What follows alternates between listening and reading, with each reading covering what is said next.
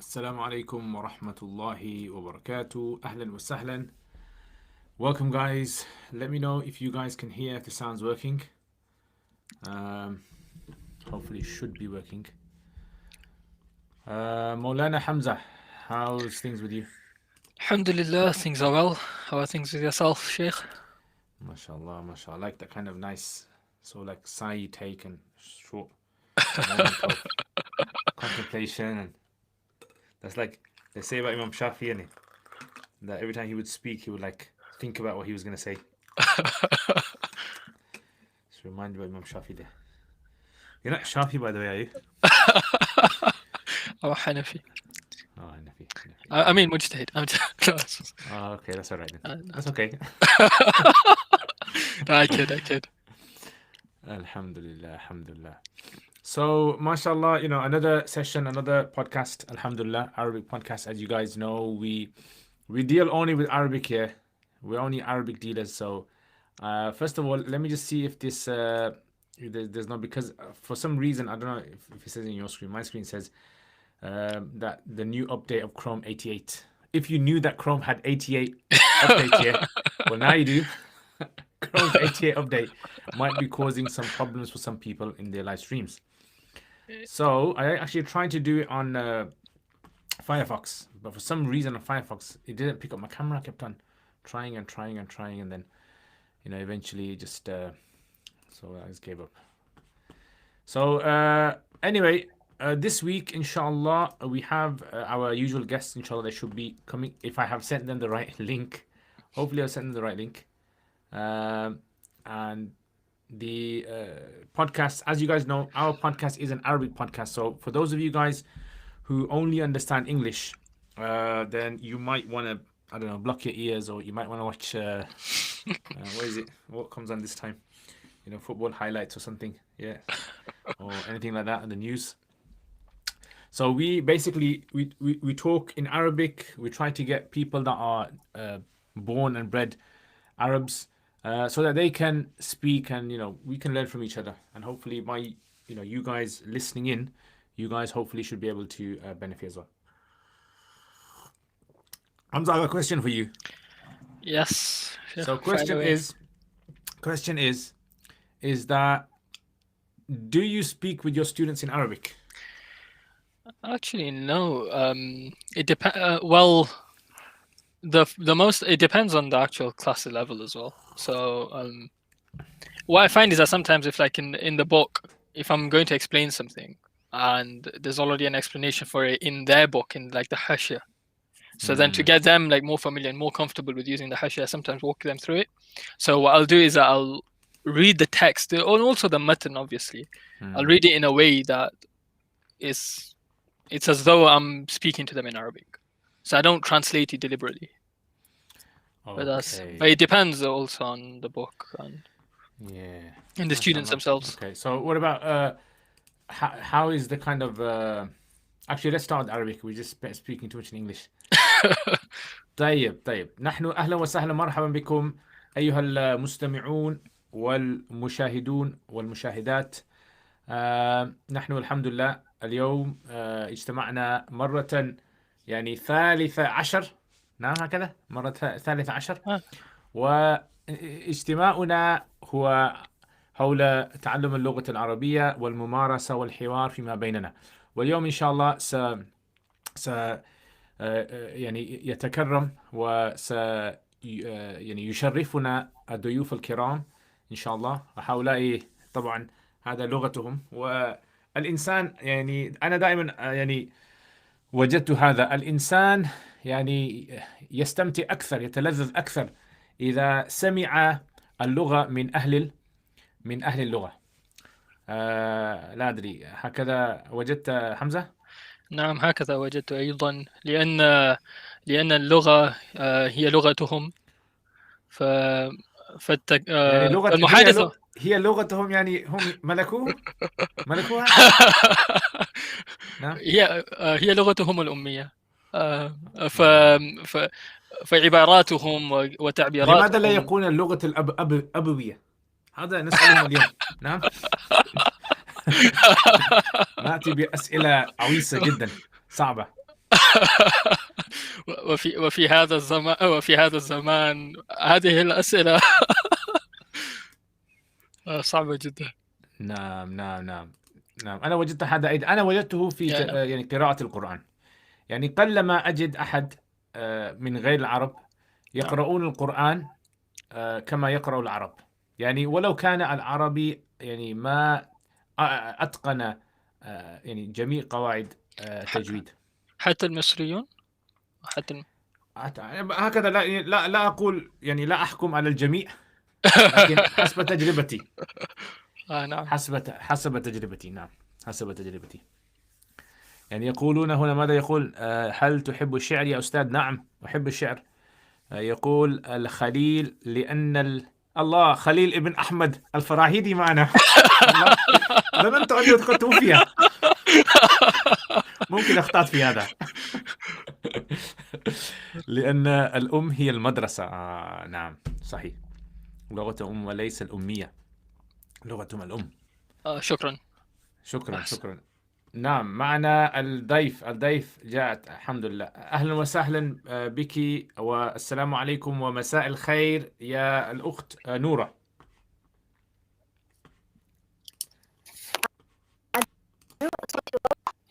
ألو، السلام عليكم. صوتي واضح أو لا؟ اليوم ألو. نعم الآن نعم. واضح واضح. جيد. السلام عليكم ورحمة الله وبركاته. عليكم السلام ورحمة الله وبركاته. وعليكم السلام. أسعد الله كيف مساءكم بكل خير. الحمد لله الحمد لله. وكيف يعني ما هو الرد؟ كيف يعني يرد أحد عندما يقال له مساء الخير؟ يعني مساء النور. مساء مساء النور. مساء النور. أنا عفوا، صوتي واضح أو لا؟ لأني لا أستخدم السماعة. يعني الصوت فيه شوي يعني يتأخر شوي. طيب، أريد أن أقول شيء. كيف حالك يا أخ لياقت؟ كيف حالك يا أخ حمزة؟ إن شاء الله كلكم الحمد بخير. لله الحمد لله. الحمد لله الحمد لله. طيب، ممكن أقول شيء؟ لأني كنت أنا أسمع حمزة يقول هي اللغة الأمية، لأن يوجد فرق بين الأمية والأم. كلمة الأمية تطلق على الشخص، أو الأمية هو الجهل يعني بشكل عام، أو الشخص أمي، أو امرأة أمية يعني شخص لا يقرأ ولا يكتب. لكن لما تقول لغته الأم يعني هي لغته الأصل، فيوجد فرق بين الأمية والأم. يعني هل المراد من الأم هنا يعني الأم يعني الوالدة، أم المراد من الأم هنا يعني الأصل، المركز؟ طبعا هي لها كذا معنى. هي الأم لأن يوجد أصلا فرق بين الأم والوالدة، لأن الوالدة هي التي حملت بك وأنجبتك، فكل والدة أم، ولكن ليست كل أم والدة. قد تكون أمك بالتبني على المثال. أيضا كلمة أم قد تكون بمعنى كل أم، مثلا الأساس، أو دولة يعني الأم، دولتك الأم، أو يعني فهمت؟ يعني الأم ليست بالضرورة أن تكون معناها الوالدة، لها كذا معنى. لكن الوالدة هي التي حملت بك وأنجبت، فلها أكثر من معنى كلمة الأم يعني. وهكذا في الإنجليزية.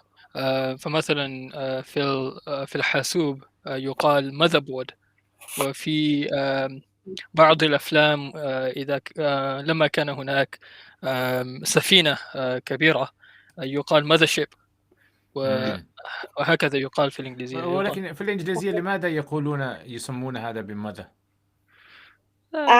على فكرة حتى الألمانية يقولون للغة الأم متشبغاخة، يعني المتة هي المذر، هي الأم. ويسمونها أيضا المتشبغاخة، يسمونها أيضا متة بمعنى الأم. فأعتقد أنها بأغلب اللغات تسمى بالأم، أعتقد. عجيب هذا الشيء. يعني أنا كنت أشاهد مرة كان اسمه دكتور نسيته. يعني المهم هو كان يعمل في جامعة في لندن، وله بعض المقطعات على اليوتيوب. فهو كان أصلا يعني عمله كان الحفاظ على لغات العالم. نعم. فكان يقول يعني عندما كنا نقيس لغة بلغات أخرى، كنا نقيس يعني جميع اللغات بلغة نسميها لغة الأم. فقالت تعرفون ما هي لغة الأم؟ هي اللغة العربية. يعني وجدوا أن اللغة العربية يعني اكتملت من جميع الجوانب، يعني من جهة النطق، ومن جهة الصوت، ومن جهة يعني تركيب الكلمات، حتى أنهم يعني جاءوا أصول اللغة، ووجدوا يعني جميع الأصول منطبقة على اللغة العربية. فكلما كلما يبحثون في لغة في العالم، يعني يقيسونها مع لغة الأم يعني العربية. وهذا شيء يعني شيء غريب جدا، يعني وجدته عجيب كيف. نعم ممكن ما شاء الله لأنها هناك. أقدم، لأنها لغة قديمة أعتقد. ممكن، نعم ممكن هذه، يعني أنا لا يعني حقيقة لا أعرف السبب، لكن شيء أعجبني. أهلا وسهلا، مرحبا بك. السلام عليكم الأخت أسماء من مصر. مساء الخير. السلام عليكم ورحمة الله وبركاته. وعليكم السلام ورحمة الله وعليكم السلام وبركاته. ورحمة الله وبركاته. أهلا وسهلا. كيف حالكم جميعا؟ أهلا بك. الحمد لله الحمد لله. الحمد لله. الحمد لله. كيفك أنت؟ كيف الحمد الأحوال في عندكم هذا الأسبوع في مصر؟ يعني الأمور مستقرة الحمد لله، لا جديد. الحمد لله. الحمد لله. يعني هل هناك يعني جملة يقال عند المصريين عندما تقول مثل هذا؟ يعني إذا كنت تريدين أن تقولي مثلا يعني الأمور يعني مستقرة كما هي، هل هناك يعني شيء؟ يعني ممكن نقول الدنيا ماشية، الدنيا الأمور زي ما هي، ما فيش جديد أو لا جديد هكذا، أو حتى أن الأمور مستقرة، يعني نقول هكذا الأمور مستقرة. نعم أنا كنت أسمع هذا كثير، الأمور ماشية. نعم هي من كلمة يعني كأنها تسير، يعني لا شيء جديد هكذا يعني. والأخت نورة، كيف عند السعوديين؟ هل هناك يعني أيضا جملة؟ نقول تقريبا يعني نفس الشيء، نقول الحمد لله الأمور ماشية، أو نقول يعني لا، يعني الأحوال زي ما هي متغيرة، بس بشكل عام الأمور ماشية لا جديد. معنى ماشية ليس بشيء. يمشي يعني من ليس يمشي، مشى يمشي، نعم يعني هي تسير. يا نعم. هذا شكرا. نعم ماشية، يعني كأنها يعني رجل أو امرأة اسم فاعل. نعم صحيحة. اسم فاعل من مشى. نعم اسم فاعل من مشى، فهي تمشي وتسير. نعم في مثل هذه يعني التصويرات اللغوية، يعني أقصد يعني هناك مثلا في اللغة الإنجليزية فيه يعني أناس يتكلمون اللغة الإنجليزية ويصورون الجمل، يعني يشبهونها، يعني يأتون بالمجاز. نعم كثير. فمثلا عندنا يقال إذا يعني أفشى أحد سر، نعم يعني أفشى السر، يقال يعني أطلق الحرة من الكيس، فلان أطلق نعم. الحرة من الكيس، خلاص معناه يعني أفشى السر. نعم ما معنى هذا أصله؟ ما هو أصله؟ والله أعلم، الله لا يعني الله يعلم أين هذه الهرة كيف دخلت في الكيس ومن أخرجها. طيب نحن أيضا عندنا، ولكنها تكون مثل الأمثال، هي تسير مثل الأمثال. يعني مثلا هذا المثل الذي ضربته أنت أو الذي قلته، لدينا مثل يقول ما يتبلش في بقه فولة، ما يتبلش في بقه فولة. هذا عربي؟ لا يبل ما يتبلش. طيب أنا سأشرح. طيب كيف يقال؟ ما يتبلش، ما يتبلش بلل من البلل إذا أصبح رطبا، البلل هذا يسمى بلل. ما يتبلش في بقه، في فمه فولة، هذا الفول الذي نأكله بينز. نعم.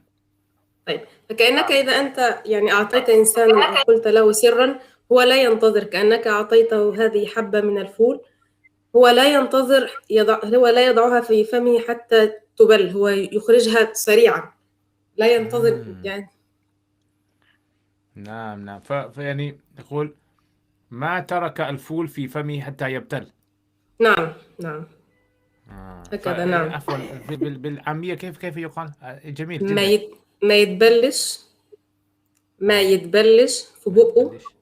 في بقه البق هذا الفم فولة واحدة من صعب الفول. صعب. ليس صعبة. صعب عادي. طيب نعم، يعني ممكن إذا أنا حفظت يعني بعض الكلمات هكذا ممكن أتعود على سماع مثل هذا. يعني أنا كنت يعني أشاهد سلسلة يعني قبل أمس حول يعني أظن كانت على الجزيرة حول اللغة العربية، وهناك كان أناس يتكلمون عفوا عن الأندلس. نعم الأندلس. فكانت نعم هناك امرأة وهي كانت تتكلم سريع جدا، مصرية، كانت تتكلم سريع جدا.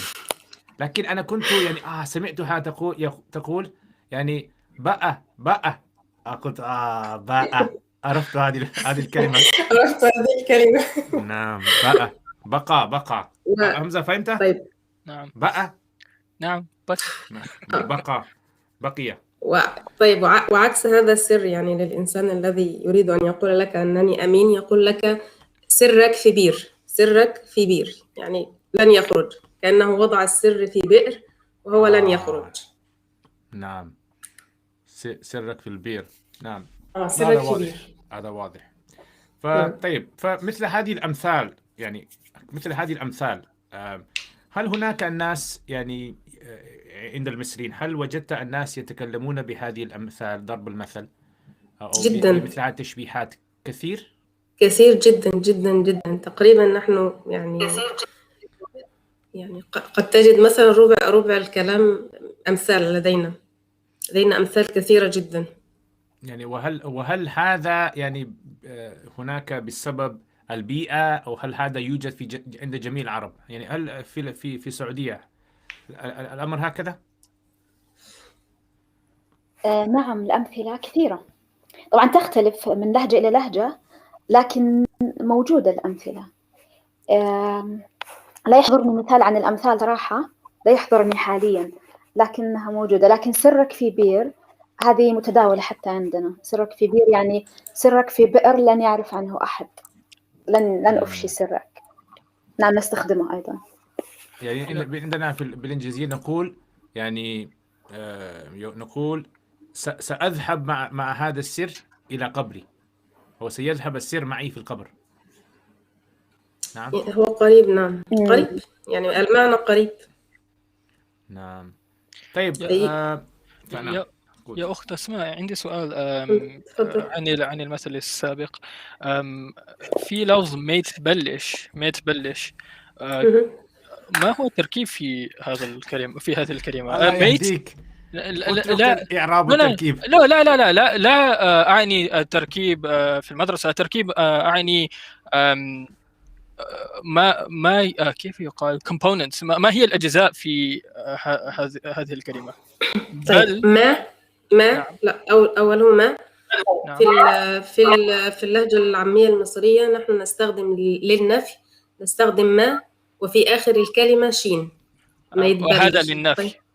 هذا للنفي، يعني مثلا إذا أنا أقول مثلا ما تكلمش، ما راحش. ما وبعد ذلك الفعل وبعد ذلك شين، حرف الشين. نعم. فهي هنا عندي ما ويتبل والشين. والبلل هذا الرطوبة التي تصيب الشيء.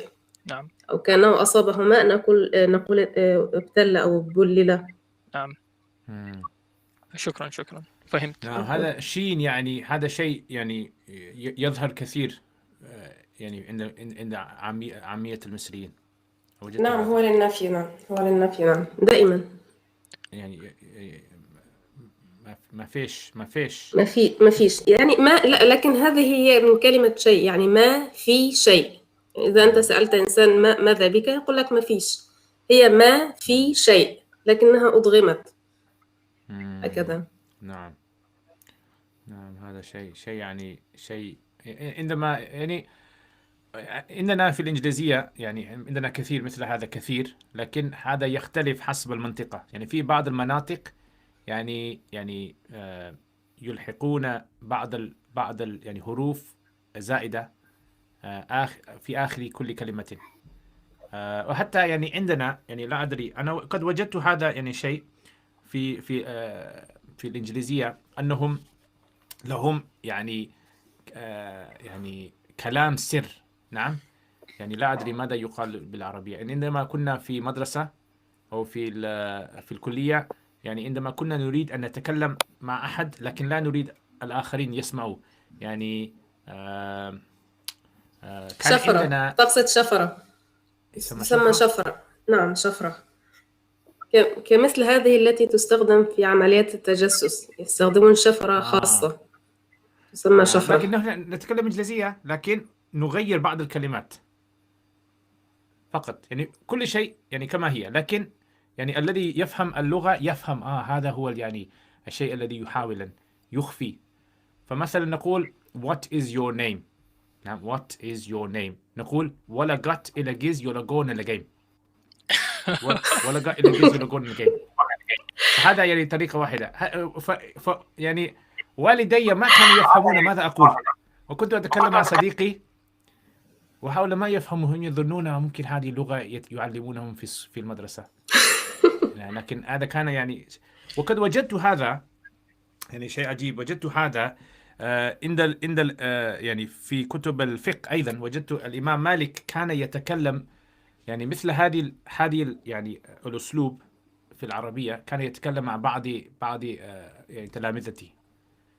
وهذا كان وجدته في كتاب اسمه البيان والتحسين لابن رشد الجد. وهو كان عنده يعني بعض التغيرات اللغة العربية. أول ما قرأته يعني أنا كنت دهشت، أنا ظننت ممكن هذا خطأ طبعي، فأنا قلت ممكن هذا. وبحثت في طبع أخرى وجدت نفس الشيء مكتوب. وممكن أبحثه الآن وآتي به. لكن هل هناك عندكم يعني في العامية هل هناك مثل هذا الشيء يوجد؟ نعم يوجد، نعم يوجد مثل هذا، لكن يكون مثلا بين الأصحاب، يعني يكون مرتبط بفئة معينة. هم طبعا يفهمون بعضهم، لكن لا أظنه شائعا، يعني إلا لو كان مثلا بين مثلا يعني يكون مجموعة ثقافية محددة، مثلا كان يكون من بلد معينة، أو مجموعة مثلا من الأصدقاء، أو مجموعة تجمعهم رابطة معينة، هكذا. نعم. والناس عندما يعني يستخدمون هذه ماذا يسمى لغة المشفرة. نعم. نعم تسمى شفرة أو لغة مشفرة. نعم. مشفرة. يعني هل هناك الناس يستخدمونه نفس السبب، يعني إخفاء الكلام، أو هل العامية بعض الكلام في العامية يعني تطور بهذه الأسلوب؟ نعم الكلام في العامية تطور، لكن ربما هم يريدون أن يخفون شيء. نعم هم يريدون مثلا من حولهم لا يفهمهم، فهم يتكلمون بهذه الشفرة. أيضا يوجد هذه اللغة الشبابية الآن قد لا يفهمها كبار السن. يعني مثلا أمي إذا استمعت إلى مجموعة من الشباب الصغار هي لا تفهم كلامهم، يعني أنا أضطر إلى أن أشرح لها ماذا يقصدون بكلامهم. نعم هكذا عندنا أيضا. لا أدري حمزة هل أنت مطلع على الكلمات الاصطلاحات الجديدة بين الشباب؟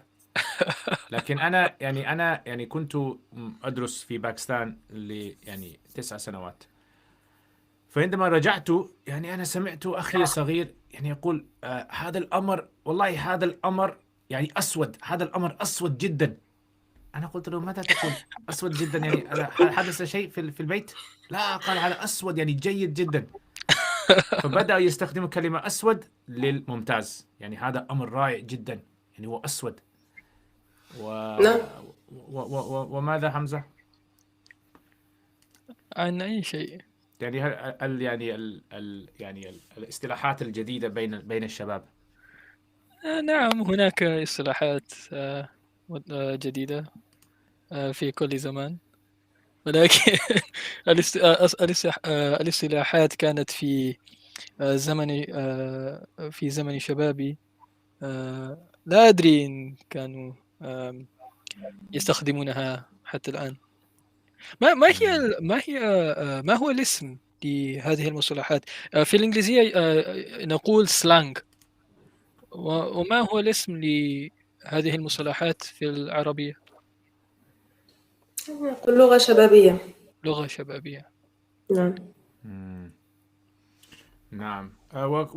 وقد يعني وجدت يعني صديقي هو يعني عنده ماذا يسمى توأم. نعم توأم، يعني عندما Twins. يولد اثنين. نعم نعم توأمان وله توأمان. توأمان. فله توأمان. نعم لا ولدان. هو له توأم واحد، لكن هما يطلق عليهما نعم توأمان. نعم توأمان يكون اثنين. نعم نعم. فله توأم واحد، عفوا له توأم. نعم له ولدان، خلاص فهمت الأمر. له ولدان. فالولدان يعني المهم يعني قال لي الولدان عندما يتكلمون فيما بينهم عندهم إشارات يفهمون، يعني قد صنعوا فيما بينهم لغة خاصة سرية بالإشارات. فأحيانا يعني قال لي يعني أحيانا أجلس في الغرفة وأجدهم يتكلمون وحتى لا يحركون شفتيهم، يعني بالأصابع وبالأعين وبالأصوات، يعني يفهم ماذا يقصد الآخر. وهذا الشيء يعني عجيب في يعني لو كان اليوم حضر معنا الأخ حبيبنا أبو عبد الله، لكن ممكن هو اليوم مشغول، لكن ممكن سأسأله لأنه هو عنده ماجستير أظن في بعض هذه الأمور.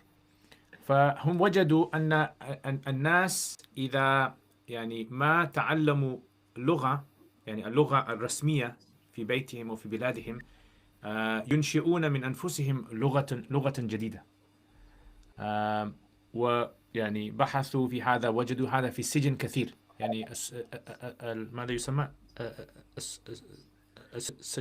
ساجنين ماذا نقول سجانون هو مسجون أو مسجونون. نعم مسجونون. نعم. يعني كيف يقال عند العرب؟ كيف يقال مسجون أفضل؟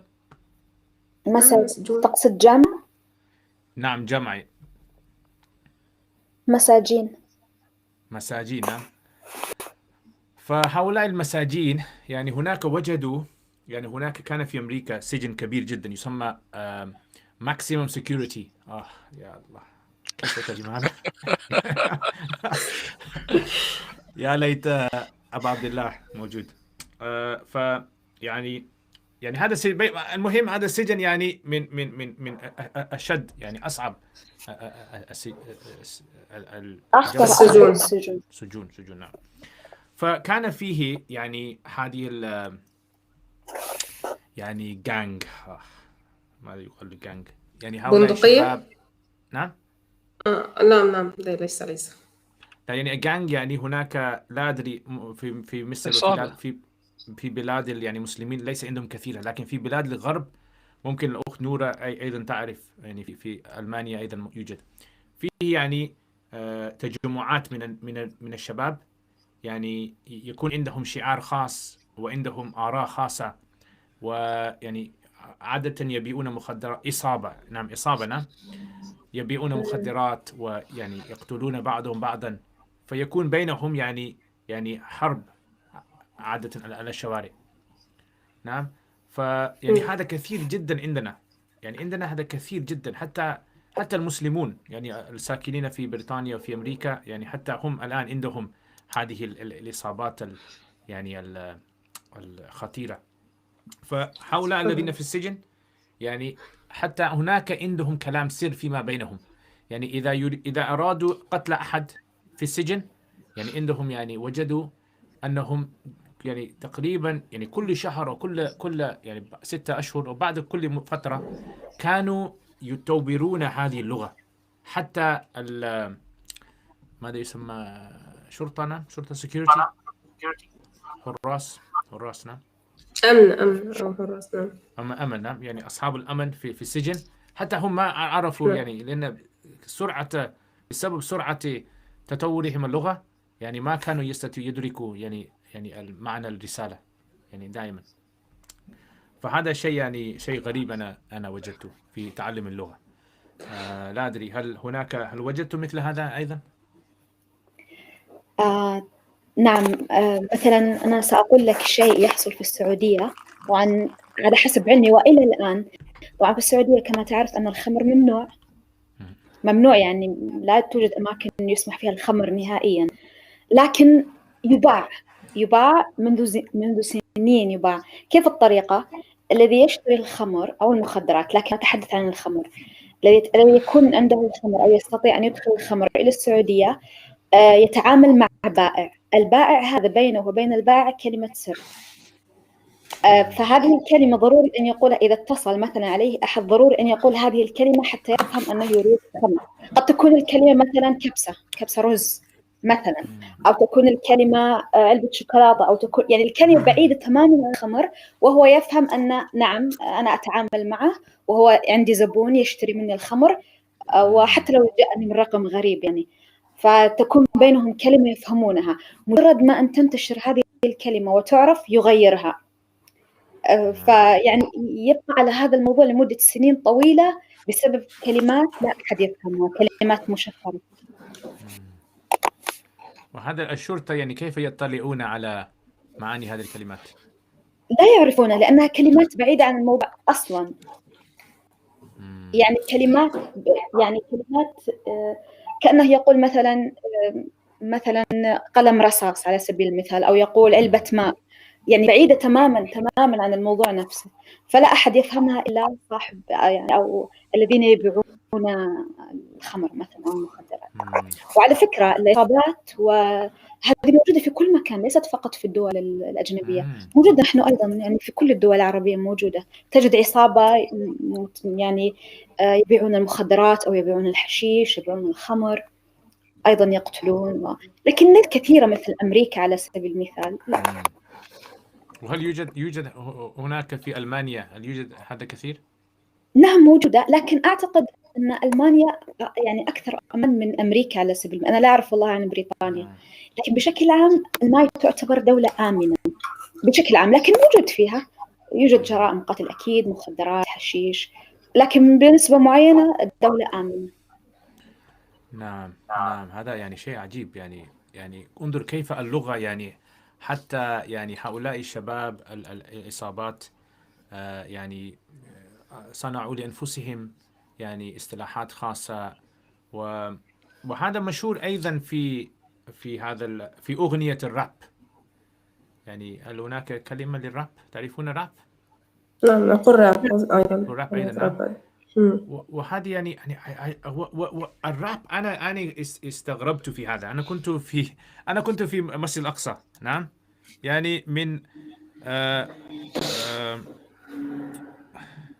يعني من ماذا كيف تقول من آخر الأماكن على وجه الأرض. يعني تسمع هذا يا أنا كنت آخر مكان تتوقع. نعم أتوقع يعني كنت يعني أنا كنت جالس بيني وبين مسجد الأقصى يعني ممكن 100 متر. نعم هكذا كنت بعيد منه.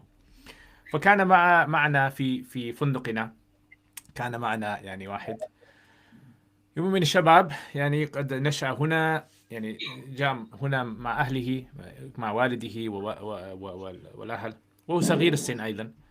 وقال لي مولانا، قال يعني هل تعرف يعني شيء اسمه دريل؟ أنا قلت دريل يعني معناه عندنا يعني هذا الحفار، يعني هذا الماكينة يستخدم للحفرة، تحفير في الجدر. نعم ماذا يسمى هذا الماكينة؟ تعرفون هذا الماكينة؟ عندنا يسمى شنيور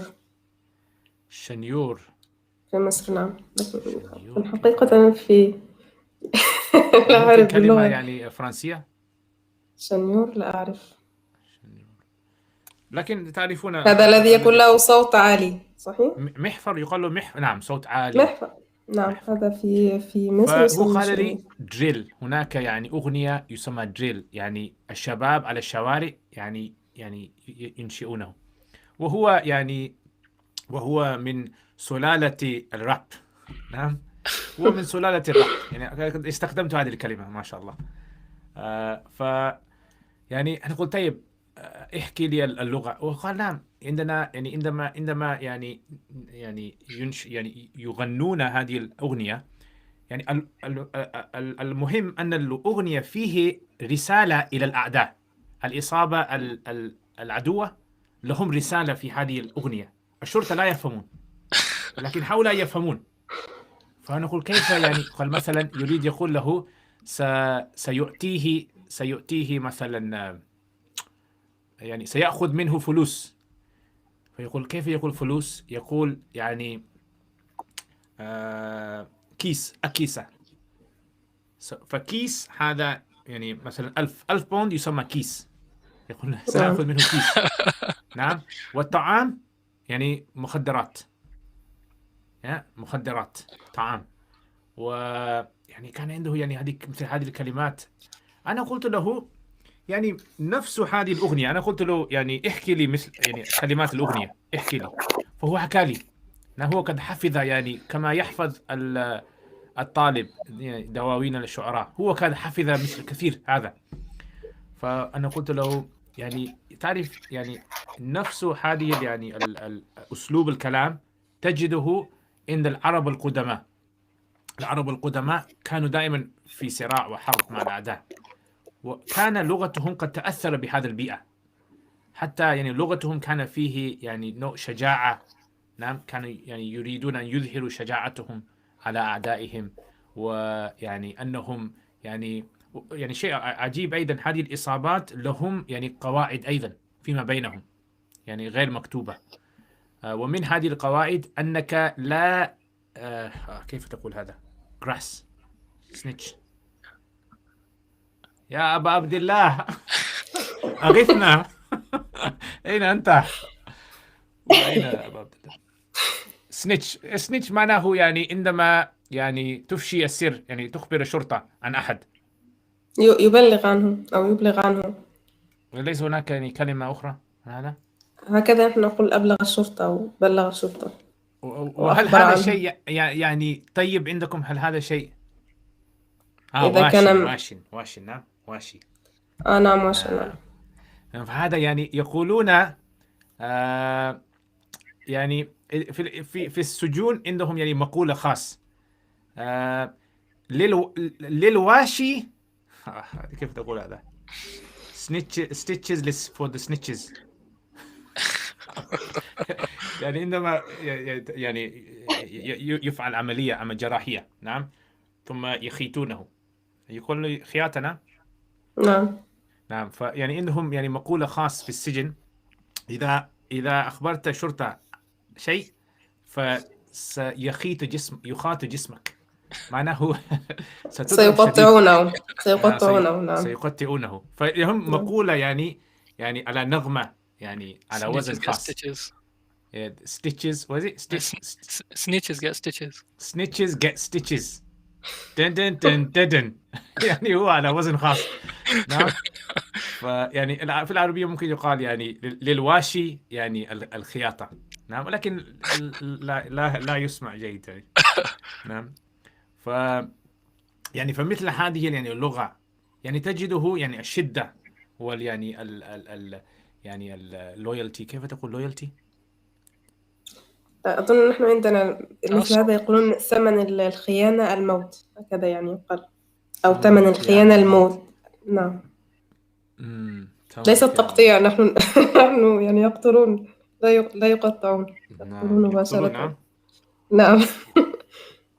نعم هكذا. فيعني المهم الذي كنت أريد أقول أن مثل هذه يعني مثل هذه تطوير اللغة بين الشباب، يعني هذا شيء يعني عجيب. أنا أجد يعني خاصة يعني عندما يعني أريد أن أعلم وأنا أيضا عندما أريد أن أتعلم منكم اللغة العربية، يعني أنا دائما أحب أن أسمع كيف تقولون في يعني بلادكم، كيف تقولون هذا؟ يعني هل هذه الجملة يستخدم أكثر أم هذه؟ لأني أعرف بنفسي أنه إذا سمعت أحد يتكلم اللغة الإنجليزية وقال جملة وكان بإمكانه أن يقول جملة أخرى أفضل من هذه، يعني أشعر في نفسي أن تلك الجملة كان أفضل أن يقال في هذا الموضوع. وأريد أن أعرف اللغة العربية إلى هذا الحد، يعني حتى أنا أعرف أن يعني لو كنت يعني أسكن بين العرب كنت أعرف يعني أي جملة تكون أحسن في هذه هذا الموقف. وأنت أيضا حمزة هكذا؟ نعم هكذا. أنا تعبت. طيب أنا لدي سؤال. نعم تفضلي.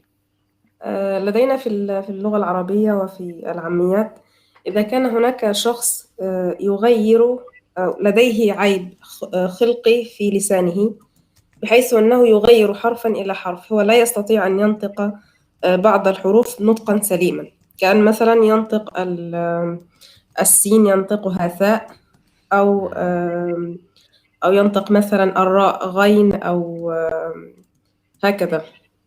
فهذا في اللغة العربية يسمى ألثغ، وفي العامية يسمى ألدغ. فهل يوجد كلمة في اللغة الإنجليزية نفس المعنى كلمة؟ نعم موجود. لسب حمزة. نعم، ولكن هذا يعني حمزة هذه قبل أن الكلمة نقول شيء، خاصة. حمزة هو يعني شكسبير. لا لا لا, لا. هو شكسبيرنا. نعم، في اللغة الإنجليزية. نعم تفضل. ولكن ليسب هي الكلمة خاصة لتغيير السين إلى الشين أو الثاء. ولكن هناك كلمة رسمية تقال speech disorder أو speech difficulties. يعني صعوبة في النطق. نعم. لكن نعم ألثغ. نعم ألثغ هذا الذي لا يستطيع أن يقول ثاء. لا هو ينطق، هو ينطق السين ينطقها ثاء، يخرج لسانه في السين. وأيضا في الراء ينطقها إما غين وإما ينطقها ياء، كان يقول مثلا كلمة عمر ويقول عمي، هكذا لا يستطيع أن ينطق الراء. نعم. أعتقد هناك فيه يعني كلمات خاصة، لأن في إنجليزية أنا دائما أجد عندما أسمع راديو كثير، يعني في السيارة عندما أسوق سيارة أجد أسمع راديو، وهناك راديو يعني ممكن بعض الناس يكرهونني بعد هذا، لكن أقوله يعني لا، أسمع راديو 4. نعم. وفي راديو 4 يعني هو ممل جدا، لكن يعني يستخدمون الإنجليزية جيدة ويأتون بكلمات يعني مجيدة جدا. فأحيانا أسمع كلمة ويعني أذهب البيت وأنظر يعني في جوجل وأجد يعني نعم هذه كلمة كان جميلة جدا، وأنا قد يعني جمعت لنفسي كلمات كثير. لكن المشكلة هذه الكلمات يعني ليست كلمات يعني تنطق بها، يعني ليست شائعة في الاستخدام، يعني ليست شائعة في النطق. وهذه يعني كلمات تجدها يعني في عند الأكاديميين. نعم، يعني أكاديميين. نعم أصحاب صحيح. يعني الجامعات في رسائلهم وفي يعني يكتبون مثل هذه الجمل في الندوات والمؤتمرات. نعم، ندوات المؤتمرات. لكن أحيانا الناس قد يستخدمون مثل هذه الكلمات. نعم وجدت أحيانا. لكن إذا استخدم مثلا أنا إذا كنت ألقي محاضرة يعني في المجتمع، يعني في بين الناس، فلا آتي بمثل هذه الكلمات، لأن الكلمات معقدة كثير جدا. نعم، هذه الكلمات تحتاج إلى شرح وليس عندي وقت للشرح، فآتي بكلمات سهلة التي يفهمها الناس. نعم. طيب، يعني كان عندي يعني أريد أن يعني أفعل يعني هذه قد وجدت وجدت الأخت نورة قد أخبرتني عن هذه الطير الذي كان يأتي إلى البستان. نعم، الحديقة. نعم، ما اسمه؟ شحرور، اسمه شحرور. نعم عندنا. نعم هكذا الأخت نورة. نعم شحرور، طائر الشحرور. نعم، وقد وجدت الشحرور. ما هو الشحرور؟ الشيخ شحرور قد وجدته قبل يومين عندما كنت أصنع الفطور في الصباح، وجدته يعني جالس على الجدار الحديقة. يعني كأنه كان ينتظر يعني الدود حتى يخرج من الأرض ويمسكه. نعم. فأنا يعني صورته، أخذت منه صورة، ويعني كنت أريد أن يعني أجعل هنا، لكن أنا لا أدري أين وضعت هذه الصورة. فاسمه الشحرور. تعرف الشحرور حمزة؟ وهذا وهذه الكلمة هي الاسم لطائركم المفضل. لا، هذا الطائر أنا كنت ما فكرت في هذا. عفوا، أنا قولي، تفضلي. الطائر الشحرور هو الطائر الأسود لديه منقار برتقالي أو نعم ولديه صوت جميل، في العربية اسمه شحرور. نعم بلاك بيرد. نعم هو اسمه بلاك بيرد الإنجليزية. نعم بلاك بيرد. نعم تجده يعني يعني عنده صوت جميل. أنا ما كنت أعرف يعني صوته الجميل يعني كنت أسمع وكان يعني يغني بصوت يعني خاص. نعم فيعني كان عندي يعني يعني تدريب شوي يعني حتى طيب يعني الأسبوع الماضي يعني كان عندنا ماذا يسمى يعني كويز امتحان. ليس امتحان لا الامتحان يعني شيء يعني ثقيل على النفس، الافتراء. إنما تسمع صوت امتحان. الاختبار. اختبار. لا ما هو شيء يعني الفرق يعني اختبار والامتحان قريبين؟ لا يعني عندنا هذا يعني إذا قلت للطالب سيكون لك امتحان اختبار يعني مسابقة. يعني يثقل على نفسي عفوا الناس أحضر. لكن إذا قلت له يعني كويز يعني شيء فرح يعني اختبار لكن يعني خفيف. نعم فطيب يعني أنا سأبدأ. نعم أنا سآتي بكلمة يعني أحضر كلمة في ذهني، فأشرح هذه الكلمة يعني أحاول شرح هذه الكلمة، فأنتم يعني تحاولون أن يعني تخمنوا ما هو هذا الشيء. نعم جميل. تفضل. طيب أنا لا أعرف معنى هذه الكلمة باللغة العربية. نعم لا أعرف، أنا أقول لك من الآن. طيب نعم هذا الشيء يعني مصنوع من الحديد. نعم وأحيانا عندما يكون عندك مسمار وتضع المسمار في الثقب يعني تدور هذا الشيء على الجانب الآخر من المسمار لكي لا يعني يفتح هذا الثقب. والله حتى أنا لا أعرف. نعم تعرفين يا أسماء؟ لا أنا أيضا. هل يعني هناك مثلا ممكن أنا ما يعني وضحته جيدا. يعني مسمار يكون هناك مسمار، وأحيانا إذا وضعت المسمار في الثقب يعني يسقط المسمار. نعم فيربطون هناك شيء يعني صغير هكذا فيه يعني ثقب صغير وشكله ماذا يسمى مسدس، شكله مسدس. عرفت. تعرفينه؟ أنا عرفت ماذا شكله تقصد بالضبط، لكن الاسم أنا لا أعرفه والله، لأن الآن حتى لو سألتني باللغة العربية ماذا يعني هذا الذي يأتي مع المسمار، أنا أعرف ماذا تقصد، أعرف الشكل، لكن اسمه لا أعرف. نعم قد يكون مسدس مسامير، قد يكون هكذا. يسمى ماذا عفوا؟ مسدس مسامير، مسدس لتثبيت المسامير قد يكون يعني. نعم أظن هذا هو مسدس تثبيت المسامير. نعم نعم مسدس حمزة مسامير. مسدس نعم مسدس مسدس يعني مسامير. مسدس يعني هكسجون. نعم هكسجون. طيب حمزة تفضل. شيء طعام كيف يقول طعام عموما جاء يوجد في المتاجر ويوجد في طعام حوله كيف يقال بلاستيك باكيجينج. نقول أيضا لفافة بلاستيك، نقول أيضا بلاستيك نحن. بلاستيك اوكي نعم. طعام في المتاجر يوجد في المتاجر وعموما في امام المتاجر في يعني عند التاجر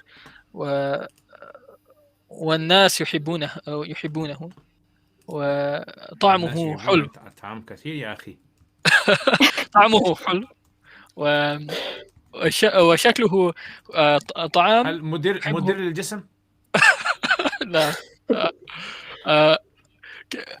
طعام كيف يقال confectionery؟ طعام حلو وحوله بلاستيك، يعني packaging، يعني كيسه مغلف مغلف. طعام مغلف، وهذا طعام حلو ولونه لا لونه طعام كيف يقال made of صنع من مصنوع. صنع من عفوا حليب. هذه الكلمة التي أنا يا مسدس الأخ الخليل قال صمولة.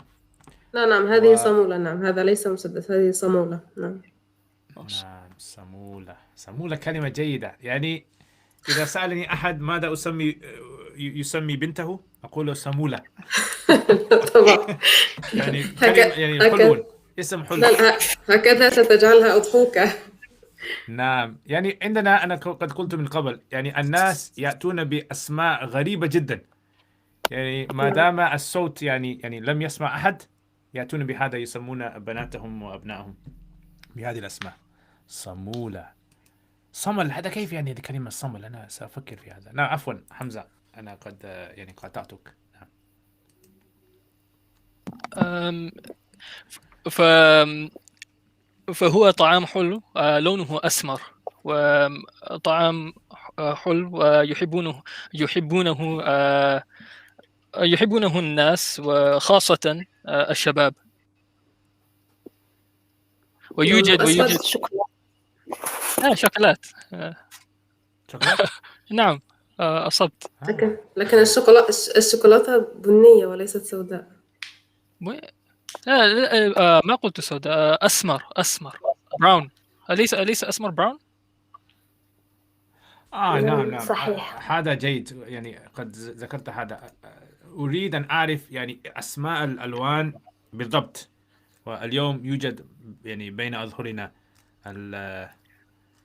أولا علامتان. يعني الألوان لا يعرفها حتى عندنا الألوان لا يعرفها إلا يعني النساء يعرفن الألوان جيد. وشيء ثاني يعني ألوان باللغة العربية أنا أعرف فقط ممكن 5 أو 6 ألوان فقط. نعم، فأنا آتي بالألوان، أنا أريكن الألوان. دقيقة. Okay, colors. طيب أين هذا اللون؟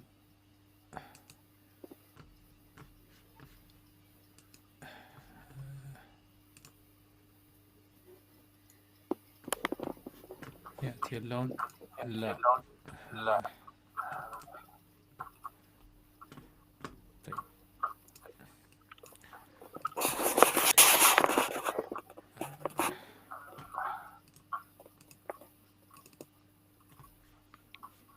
نعم، هل ظهر على الشاشة؟ لا الآن. نعم. قوس قزح يا شيخ. ماذا؟ قوس القزح. قوس. نعم. رينبو. قوس القزح. نعم، فمثلا طيب هذا اللون ريد يسمى أحمر. نعم بلو أزرق. نعم بلو. يرى هذا؟ نعم هو الظاهر. جرين أخضر. نعم أورنج برتقالي. نعم. طيب يلو أصفر. نعم. بينك أظن قرمزي. ليس وردي.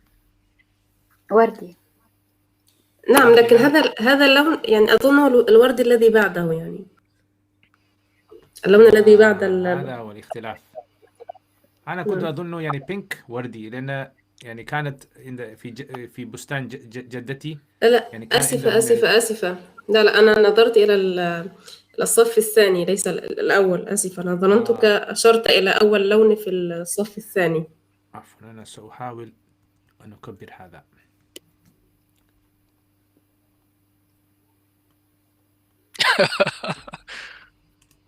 كبرتوا؟ نعم. طيب أين ذهب؟ نعم هذا فبينك هذا ماذا يسمى؟ بوردي. نعم نعم وردي. وهذا بيربل بنفسجي. بنفسجي. المذكر مؤنث سواء؟ لا، بنفسجي وبنفسجية. طيب فايلت. هذا ليس فايلت. كيف هذا فايلت؟ هذا فايلت. هذا يسمى وردي فاتح أو وردي غامق. طبعا اللون قد تكون له درجات يعني، فتقول غامق جدا، فاتح جدا، غامق.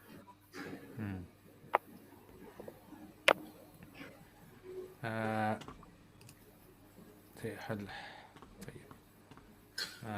وهذا التركويز. أيضا نقول له تركويز. تركويز. نعم. طيب جولد ذهبي. نعم. واللايم فسفوري. اللايم يعني فسفوري. تعرف هذا الفاكهة يعني ليس الليمون، في آخر مثل الليمون حامض جدا.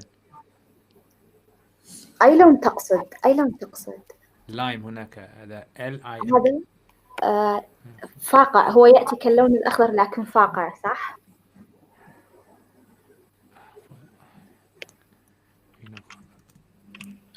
نعم يعني طيب تقول يعني أخضر فاقع. نعم.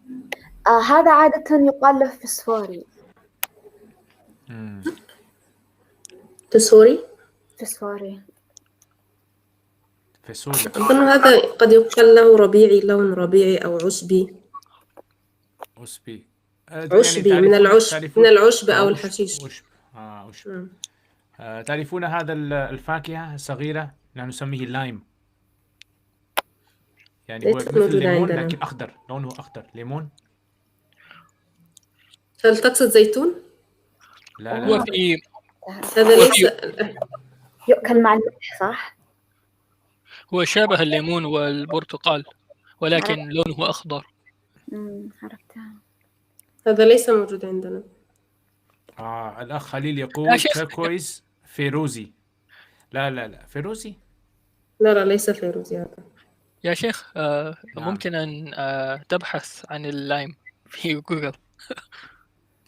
لايم. نعم. يا نعم. طيب دقيقة. لايم كولرز. الله، فيه أنواع من اللايم. نعم هذا اللون.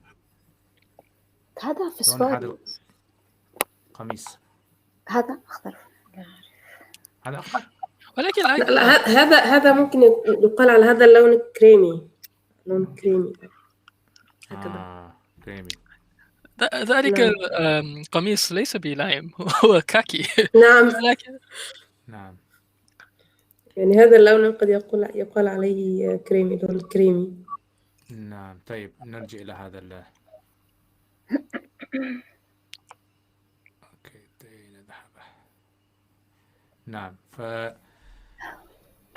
لايم أكوا. نعم أكوا. لون السماء. سماوي. إذا لون السماء تقول لون سماوي. نعم إذا هو لون السماء يعني. أنا لو واحد يعني وضع أمامي أكوا وتركويز أنا لا هذا لا هذا مائي. هذا اللون مائي أظن. لا واحد منهم مائي أظنه الأول يطلق عليه لون مائي، لكن الثاني أكوا معناه في الإنجليزية water. فالأجدر أن الأكوا لون الأكوا هو مائي. نعم.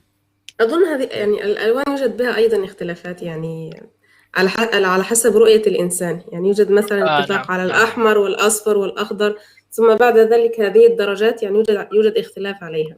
نعم. طيب عندي سؤال لكم إذن. يعني هناك كثير يأتي يعني في كلام العرب يقول أحمر. نعم. نعم. ما المراد من الأحمر عند العرب؟ لأن أنا قد وجدت هذه الكلمة يقولون يعني في الحديث يأتي أنه كان جالس على يعني ال ماذا يسمى جلد أحمر. وطبعا لا يوجد يعني عادة لا يوجد هذا اللون الأحمر الذي أشرت إليه الآن. يعني لا يوجد أي جلد حيوان يشبه هذا اللون. قد يكون مصبوغا، يعني الجلد الأحمر قد يكون صبغ باللون الأحمر حتى يعطي شكلا جماليا. يعني بهذا اللون أو بدرجة يعني أقل. هم لا يفرقون كثيرا بين درجات الأحمر، يعني لا يقول مثلا أحمر، هو يقول أحمر على معظم درجات اللون، هو يقول أحمر. فيشمل الدم وما هو الدم هو الأحمر. نعم. كيف يقال دارك؟ أظلم، أسود. أحمر، أسود. قال فإذا جيد عند أخي صغير يقول دارك، هذا معناه جيد في لغة الشباب. في لغة الشباب. أسود. نعم. طيب فالأحمر هذا والأسود. الدارك هو تسمح لي، الدارك الظلام أو مظلم، لأن يعني الأسود يقال عنه بلاك، لكن الدارك يقال عنه ظلام أو مظلم. لكن هو في لكن أريد أن الألوان، يعني أقول في شيء الألوان ماذا يقول عليه؟ إذا هو يقول يعني قد يقول الأسود. الداكن، هو يقول دارك. فإذا أنا أوكي، أتكلم عن دارك. الألوان يعني داكن. بالنسبة للفاكهة التي قلتها قبل قليل، الفاكهة الخضراء هي الكرز الأخضر، لأن شكلها يشبه شكل الكرز، لكنها غير موجودة عندنا كثير. أنا بالنسبة لي والله أعرفها لكن لا نأكله كثير. اسمها الكرز الأخضر. الكرز، ما هي الكرز؟ كريز. أيضا فاكهة. هذا كريز. ما هو الكريز؟ الكرز لا، هذا ليس لغة إنجليزية. نعم. نعم. لكن هو يقول لك مثل الليمون يعني. تشيريز هو أفضل الفواكه عندي. نعم، في اختلاف. نعم. أنت الآن لو كتبتها في جوجل وكتبت الكرز الأخضر سيظهر لك أعتقد نفس ما تقصد أنت. والله لا أعرف بس لكن أعتقد إنه كرز أخضر يؤكل عادة مع الملح. لا ليس هذا. لا ليس هذا. هذا نسميه ماذا نسميه هذا؟ نعم أنا أعرف هذا ليس بيز. هذا شحرور يحب هذا شحرور الذي يأتي إلى حديقته هو يحب هذا. نعم أنا أعرف.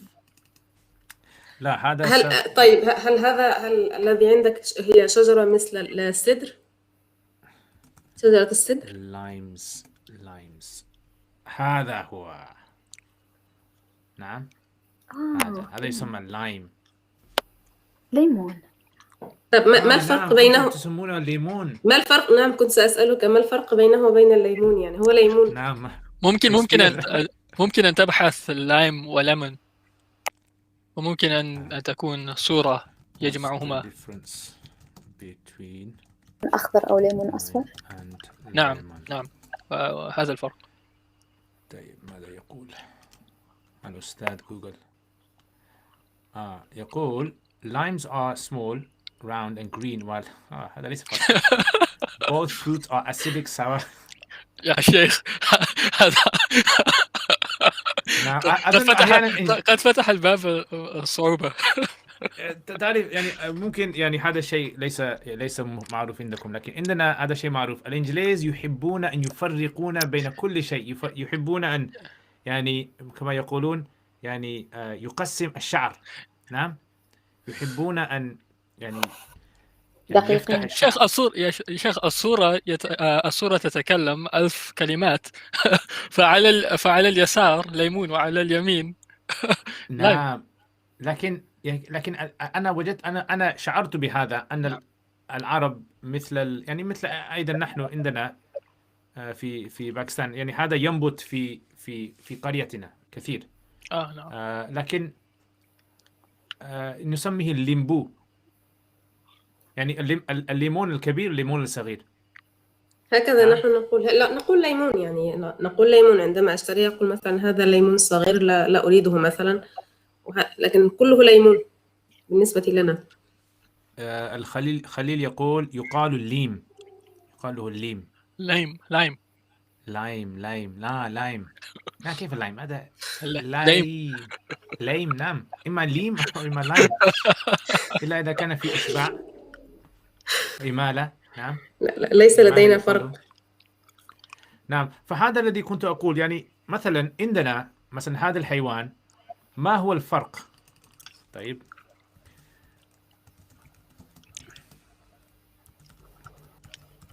نعم التمساح تمساح. نعم.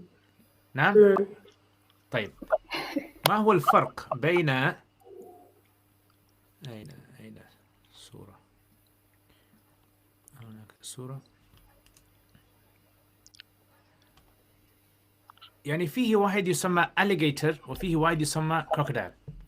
نعم أظن عندكم ليس هذا الفرق. نعم يعني تمساح الفرق لدينا بين... هذا تمساح. نعم أنا يعني ما كنت أعرف أن هناك فرق. نعم هناك فرق، وتعرفون كيف الفرق؟ يعني عفوا سأريكم الآن يعني الفرق. نعم كما الفرق بين الليم والليمون. شيخ سأريكم الفرق. شيخ انظر يبدو هذا. انها نعم هذا ماذا يسمى هذا؟ تمساح. هذا تمساح. ساعة. طيب نعم، وماذا يسمى هذا؟ أيضا تمساح. ولكن فرق. ما الفرق يعني؟ ما الفرق؟ أنا حقيقة لا أرى الفرق هو فرقا. عدد الأسنان الظاهرة. ما شاء الله. نعم فهكذا يعني هذا المشكلة. يعني أظن فيه واحد يتعلم اللغة الإنجليزية يعني يشكل عليه مثل هذه الكلمات، الفروق الدقيقة عندهم. أنا ظننت كلمة واحدة، يعني حيوان واحد. لا يعني اسمين، ظننت أنهما اسمان لكلمة واحد، لحيوان واحد. كروكودايل هو أفرس من أليجيتر. هل أنتم تعرفون الفرق؟ لا أنا لا أعرف. أنا أعرف فرق قليل. يعني alligator له يعني يعني خرطوم أنف. نعم هذا خرطوم. نعم سنسمه على الخرطوم. خرطوم نعم، له يعني طويل شوي، طويل نحيف. وكروكودايل يعني سمين شوي. كروكودايل أخضر من أليجيتر أيضا. نعم هذا يعني أنا ما كنت أعرف يعني كيف يعني. فالإنجليز يحبون يعني هذه الفروق الدقيقة، ومثل هذه في الألوان أيضا يحبون الفروق الدقيقة في الألوان. والعرب أظن، وأيضا نحن عندنا في لغتنا البشتو يعني ليس عندنا مثل هذه الفروق، وعندنا ممكن فروق في غير هذه المواضيع. فأنا كنت سأقول لك أيضا اللغة العربية تفرق، لكن فيما يخص اللغة العربية أو في اهتمامات العرب، يعني ستجدون في وصف بعض الأشياء هم يعني تجد فروق دقيقة جدا جدا جدا، لكن طبعا مختلف عن هذا. يعني قد تجد مثلا في وصف مثلا الخيل أو الجمل مثلا، يعني تجد فروقا في هذا. وهذا عادة اللغات تهتم بما هو خاصة بها. فمثلا في لغة روسيا عندهم كلمات كثيرة لاسم البرد. نعم هكذا نعم. مثلا في اللغة العربية يعني يوجد أسماء للصحراء مثلا. نعم في اللغة العربية كان نقول مثلا بادية وفلا وصحراء ومفازة. يوجد كثير. أيضا مثلا السيف يوجد له أسماء كثيرة جدا. والأسد على حسب والأسد على حسب اهتمام أو على حسب البيئة المحيط بهم هم يهتمون ويضعون الفروق. ما شاء الله ما شاء الله. حضر الحبيب. ما شاء الله ما شاء الله. الله كيف أقول الله يعني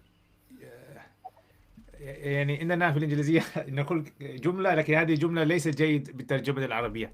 طيب ممكن تقول له نورت، يعني نورت باللهجة المصرية. نورت لو بالمصرية نورت. نعم لكن لا هذا شيء. يعني نقول speak of the devil. غاب عني. يعني عندما هناك اثنان يتحدثان عن أحد، وهذا الشخص يدخل عليهم في الغرفة يقول speak of the devil، يعني يعني ماذا يقول؟ هنا نتكلم عن الشيطان. يعني الكلام عن الشيطان، يعني لكن ليس القصد، ليس معناه سيء، يعني أبدا ليس سيء، معناه جميل جدا. طيب نحن في مصر نقول مثلا جاء على السيرة، يعني على سيرتها، يعني في على الذكر، يعني جاء على السيرة. ويعني إذا كان إنسان لا تحبه تقول يا ريتني افتكرت مثلا 1000 جنيه مثلا، يعني إذا كان إنسان لا تحبه. تقول كيف؟ يا ريتني افتكرت أي نقود، يعني مثلا أقول مثلا يا ريتني افتكرت مثلا 100 جنيه، يا ريتني افتكرت 100 جنيه، يعني كانت ستأتي أنني تذكرتك فأتيت، فكان أفضل. يعني إذا كان إنسان لا تحبه، أو على سبيل الهزار، يعني أو على سبيل على سبيل الضحك، تقول هذا. يعني ترجمة هذا كيف في الفصحى؟ لا، هي ليست لها ترجمة في الفصحى. يعني إذا أنت تريد نعم، ليتني تذكرت 100 جنيه، هذا. ليتني تذكرت 100 جنيه. نعم، يعني أنا تذكرت والله سبحانه وتعالى أرسلك، فلو كنت تذكرت مثلا 100 جنيه أو 1000 كما تريد نعم كانت نعم ستأتي، هكذا يقولون. نعم ما شاء الله حبيبنا. كيف الحال أبو عبد الله؟ الحمد لله. السلام عليكم ورحمة الله وبركاته. كيف حالك؟ وعليكم السلام. الحمد لله. عليكم السلام ورحمة الله مساء وبركاته. الخير. يعني كيف كان أسبوعك؟ الحمد لله الحمد لله، والله جيد جميل. الحمد لله. يعني ولكن لو كنت معنا لكان أجمل. يا الله، أنا يعني جئتكم. تعرف أنا اتصلت بالشيخ حمزة ما شاء الله يعني فكلمنا، فأنا يعني شوية يعني أخذت فضلا كبيرا وحظا صغيرا. شرفتني يا سيدي. الشرف لي يا سيدي يا مولاي. تعرف لا أنا لا لا. أريد أقول لك شيء، أحكي لك قصة. تفضل. نعم. تفضل. فكان معنا يعني عفوا الأخت أم سلمان تقول كيف انضمام، يعني أنا قد أرسلت إليك إيميل، فممكن لو نظرتي في صندوق البريد ممكن تجدين إن شاء الله هناك رابط. فأنا كنت في مدرسة، فكان هناك يعني طالب من صوماليا. من الصومال. نعم. صومال، نعم من صومال. فأنا مرة يعني هو يعني لبس قلنسوة يعني جديدة، أنا قلت له ما شاء الله قلنسوة جميل. قال كيف تقول أنا لست جميل؟ أنا قلت ما فهمته. يعني نحن عندنا بالإنجليزية نقول هكذا، لو رأينا أحد يلبس شيء نقول ما شاء الله هذا شيء جميل. يقال لا يقال هكذا، يقال عليك جميل عليك، يعني كأنك إذا قلت هو جميل وما يعني جملت هذا الشخص كأنك يعني احتقرت به. أنك تقول هي أجمل. لا، عندنا نقول هي جميلة عليك، ما شاء الله جميلة لائقة، هكذا ألوانها رائعة عليك. لكن إذا أنت أردت أن تمدح الإنسان أكثر تقول يعني مثلا أنت جعلتها أجمل، أو هي جميلة لأنك تلبسها، هكذا. نعم هكذا، وهكذا أيضا قد جاء في الحديث. نعم، لكن هذا غريب، يعني كيف يعني أبلي أخلقي. نعم، أبلي أخلقي، يعني لو ترجمنا هذه للإنجليزية كيف حمزة؟ wear it out and wear it until there's holes in it. يعني لكن ليس لا يقال هناك عندنا. لا يقال. لكن هذا ليس أظن معناها يعني أن تلبس حتى تهترئ الملابس، معناها هذا أيضا. نعم، هذا أيضا يوجد عندنا في مصر، يوجد لها، يعني كأنك تقول أن الله سبحانه وتعالى يرزقك العمر الطويل حتى تذيب هذه الثياب أو حتى تهترئ هذه الثياب. هذا معنى الحديث أظن، وأبلي وأخلقي. فهذا يعني شائع بينكم مثل هذه الجمل؟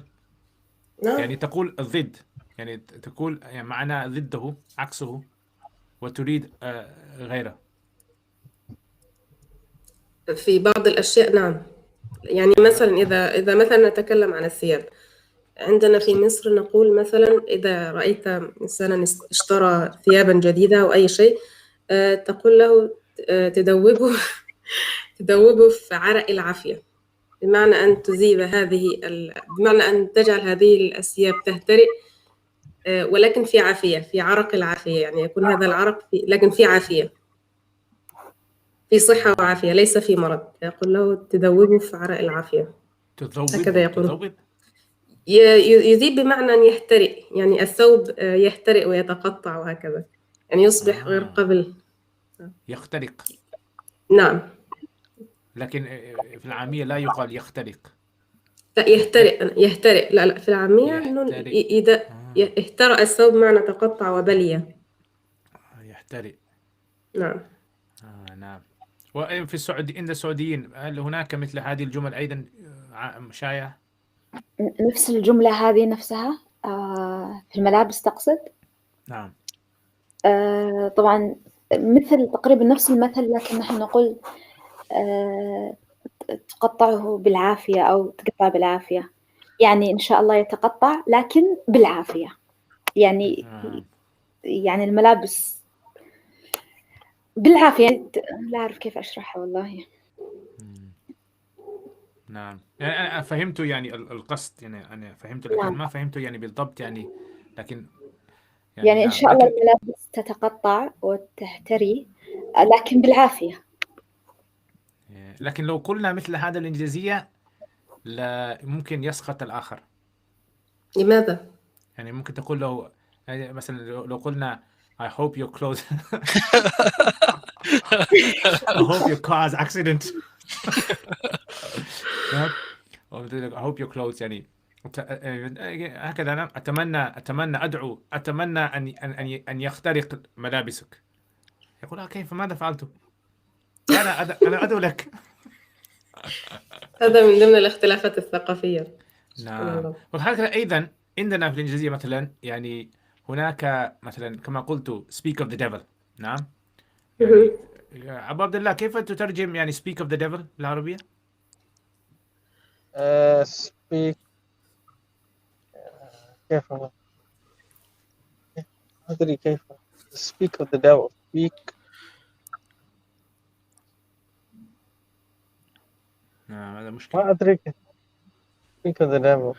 يا هذا تعبير، يعني ما في ما نقدر نستطيع أن نترجم المعنى. كيف حاول تترجم المعنى. نعم. تسمح طيب. لي؟ نعم، تفضلي. طبعا هي أن تترجمها حرفيا تستطيع، لأن كما قال هو مصطلح أو معنى. طبعا تختلف، لا يوجد لها معنى في الفصحى كما قالت أسماء في مصر. الجملة التي قالتها مثلا نحن نقول تختلف. إذا كنت شخص تحب نقول الطيب عند طاريه، الطيب عند طاريه، يعني الشخص الطيب جاء على طاريه لأن نحن تحدثنا عنه. وإذا كان شخص لا تحبه نقول طرينا القط جانا ينط. القط هو القط الهرة، نحن تحدثنا عن الهرة وجاءت تقفز، فنقول طرينا القط جانا ينط.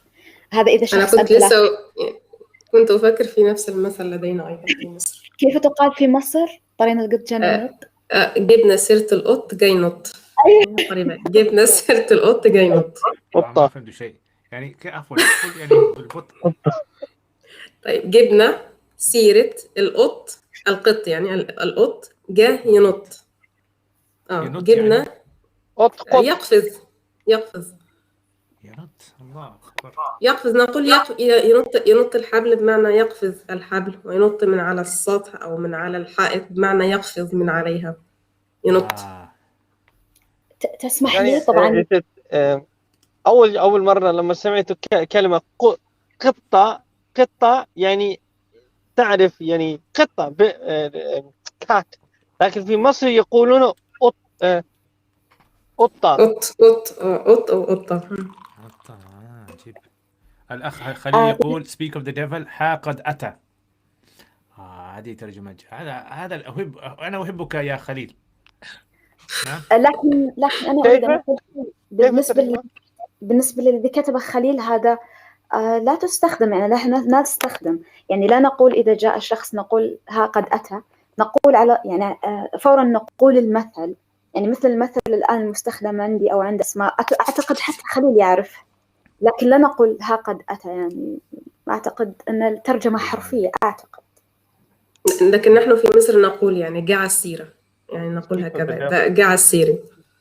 قعس يعني كيف قعس؟ أتى على سيرته، على ذكره. أو جاء السيرة، جاء السيرة، يعني جاء على ذكره. السيرة بمعنى الذكر. جاء على السيرة، هذا جيد. لكن جاء السيرة لا يقولون جاءنا، يقول جانا، جاء، نعم، يتركون همزة على حسب يعني على حسب الشخص. إذا جاء السيرة نعم ما شاء الله. على حسب الموقف.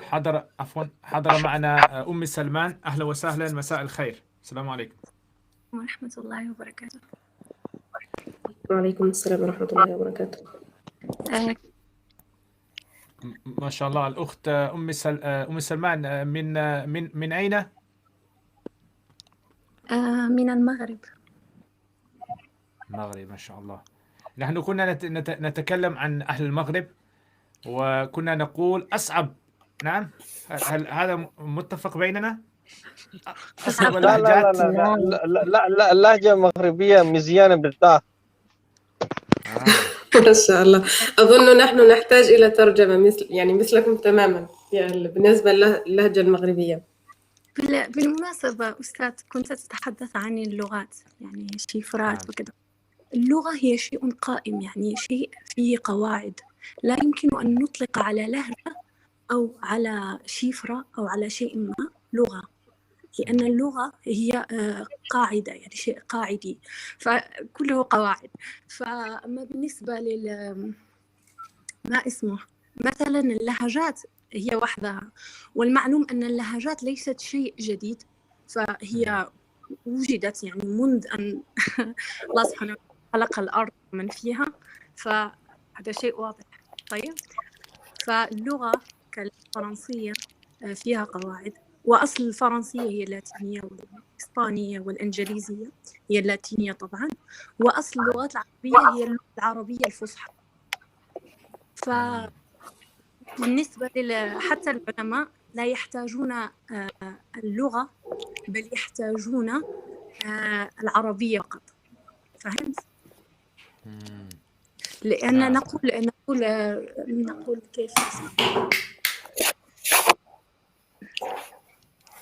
نسيت نعم. عفوا، أنا كان عندي عفوا المقاطعة، كان عندي صديق وهو كان من المغرب، وكان يعني كنت في باكستان، هو أتى باكستان لزيارة، هو كان ذلك الوقت ساكن في إمارات، وكان أتى بزوجته، ومرة كنا يعني جالس في غرفة وكنا نأكل، وزوجته يعني كانت يعني واقفة أمام الباب، وبدلا أن تدق الباب هي يعني دقت ماذا كيف يقال، دقت أرجلها على الأرض. نعم، يدق. أنا قلت ما هذا يعني أنا كنت أظن ممكن يعني عندنا في بريطانيا يعني في زمن قديم كانوا يأتون بقارورة الحليب إلى باب البيوت، أبواب البيوت، وهذا الصوت يعني يشبه مثل هذا الصوت. أنا كنت يعني تذكرت هذا، أنا قلت ماذا الصوت؟ يقال لا ثم يعني هو ناداها وقال لها يعني انتقي. أنا قلت انتقي، أنا قلت هذا فرنس. قال أنا عندما أتحدث معها مثل هذا يعني أقول في بعض الكلمات يعني فرنسية. وهي يعني دخلت ثم يعني دخلت في غرفة، لكن يعني مثل هذه يعني الاستخدام مثل بعض هذه الكلمات أنا وجدت أهل المغرب يعني يستخدمون. لا نقول هذا، لا اسمعني. بالنسبة لهذا الشاب، زوجته ليست مغربية، وهو ليس مغربيا 100%، لأن المغاربة يقولون ادخل يعني بالفصحى ادخل أو ادخلي بالنسبة لي، وبالنسبة للرجل ادخل، يعني شيء طبيعي. لهجتنا قريبة لأنها أصلا عربية. نعم. ولكن لا يجب أن تعرف والجزائر ما اسمها موريتانيا وتونس الحبيبة. يعني أنا لا أسمع جيدا، لا أعرف هل لدي أنا مشكلة في الصوت أم... نعم أنا أيضا صوت ممكن يعني لا أدري ميكروفون ممكن. لدي مشكلة في الصوت. من أي مدينة أنت في المغرب؟ أنا لست من مدينة، أنا من قرية small village، ولكن يعني لن تعرفها طبعا. شمال جنوب شرق. إيش؟ كيف؟ لكن هذه القرية تتبع لمدينة أو محافظة أو مقاطعة، أليس كذلك؟ نعم. هذه القرية هي تتبع لمدينة أو لمحافظة. لدينا، لأن المغرب صغير جدا طبعا، ليس فيه محافظات بل فيه أقاليم وجهات. لدينا الجهة الشرقية، الجهة الشمالية، الجهة الغربية، والجهة الجنوبية فقط، وكل إقليم يتبع لجهة. أنا من إقليم فيجيج، يعني مدينة من إقليم إيش؟ فيجيج. تابع لمدينة فيجيج. الله يهديك. حتى أنا سميت هذا فيجيج أو فيزيز. أين هذا؟ يعني أنا أعرف جغرافيا المغرب، يعني في حسيمة وفي تطوان وفي نعم. نادور في كيف؟ اسمع، الحسيمة هي في الجهة الشمالية، ويقال صحيح. للحسيمة وناظور تطوان وكذا يقال لها يعني كلمة نميز بها أهل الشمال، الريف. نعم. الشرق يسمى الشرق، الجهة الشرقية شرق وجدة، مدينة وجدة. أنت من وجدة، قريب من حدود الجزائرية. نعم، أنا قريبة جدا من الحدود الجزائرية. بيننا وبين الجزائر جبل. نعم. يعني عندكم اللهجة يعني متقاربة مع يعني الجزائر، مثلا دركا تقولون دركا مو دابة. أولا بكلمة صح؟ للمغرب كل جهة يعني، وليس كل جهة، كل مدينة لها لهجتها الخاصة. فأهل الشرق لهجتهم كأهل الجزائر، وأهل الجنوب لهجتهم كموريتانيا والموريتانيين والبدو السعوديين. نعم. حتى أنا رحت إلى العيون وأعرف نعم. يعني في اختلاط بين موريتانيا يعني داخلة. اللهجة الجنوبية تسمى اللهجة الحسانية. نعم، متقارب مع الخليجيين. نعم. أستاذ، بالنسبة للكلمة التي نسيتها قبل قليل هي صليقي يعني أهل قريش كانوا صليقيين، لم يحتاجوا لتعلم اللغة، كانت هي لغتهم الأم. أما حاليا في الدول العربية نحن لسنا بصليقيين في اللغة العربية الفصحى، نحن نتعلم اللغة العربية الفصحى لأن اللهجات يعني قريبة وبعيدة في نفس الوقت عن الفصحى. يعني ما الفرق بين شخص يتعلم يعني يحصل لغة العربية بهذه الطريقة السليقية وغيرهم؟ طيب، بالنسبة للسليقي كأنجليزي يتحدث بالأنجليزية، وهندي يتحدث بهنديته، باكستاني يتحدث بالأوردو، فهمت؟ هذا هو السليقي. أما نحن لسنا سليقيين في اللغة العربية، بل في اللهجة العامية، يعني العامية. مثلا المصريون لهم لهجات مختلفة، ليس لهجة واحدة، وهم يعرفون هذا، يعني لديهم لهجة أهل الصعيد وهم اختلاف لهجات. وبالنسبة للسعودية كذلك، يعني الخليج بصفة عامة هم لا يتحدثون الفصحى بل يتعلمونها. فالعربي الفصيح لا يحتاج للذهاب للمدرسة وتلقي اللغة العربية، يتعلمها من أبيه وأمه. نعم. طيب الفرق قد يكون في يعني هو يتعلم اللغة كما قالت، يعني يأخذها من الأم. هو قد يكون إنسان غير متعلم أصلا، يعني هو قد لا يعرف القراءة والكتابة، لكنه هو يأخذ يأخذ هذه اللغة من أمه ومن من حوله، وهو يدرك الصواب والخطأ في اللغة العربية حتى بدون تعلم. يعني مثلا كان هناك حادثة على أيام سيدنا عمر، في عهد سيدنا عمر، كان هناك يعني إنسان يقرأ قرآن ثم قرأ الآية إن الله بريء من المشركين ورسوله.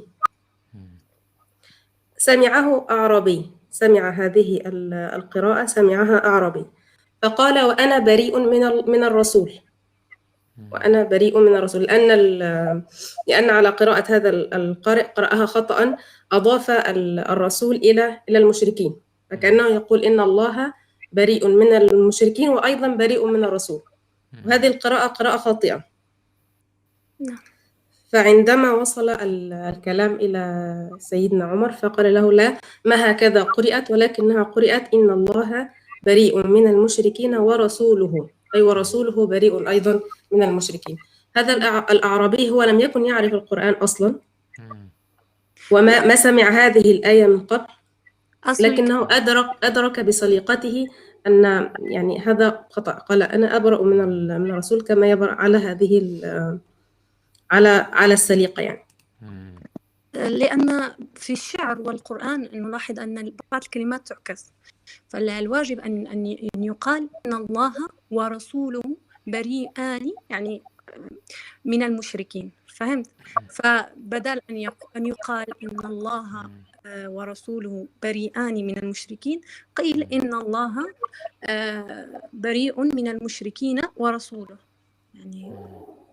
نعم، أنا تذكرت يعني شيء، أنا عندما هذه الحكاية لأبي عبد الله حبيبي، يعني كان صديقي يعني في المدرسة، يعني أنا كنت يعني أدرس كتاب اسمه يعني مشكاة المصابيح، وكان يعني جمع فيه أحاديث من كتب الستة. فيعني أنا كنت يعني أحاول يعني أقرأ الكتاب للدرس الآتي. نعم، ممكن أستاذ يسألني أن أقرأ، فأنا كنت يعني أقرأ. هناك كان بجنبي يعني فراشي كان هناك طالب من تونس. نعم، طالب من تونس وما كان يحب النحو والصرف.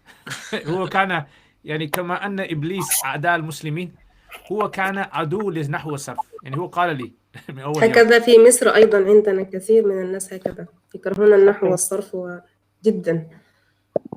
ونعم، هو هكذا، هو من هذه الإصابة. ولكن الشيء العجيب إنما كان يسمعني يعني يصوبني في كل شيء، يصحح. أنا قلت له كيف هذا؟ كيف تعرف أنه ضمة؟ قال لا أدري، أنا لا أعرف، لكن أنا أعرفه هكذا صحيح. فهو يعني هو كان من تونس، وهو يعني نشأ في الريف هناك، وقال أنا تعلمت هكذا. فممكن هو يعني أقرب إلى السليقيين. نعم.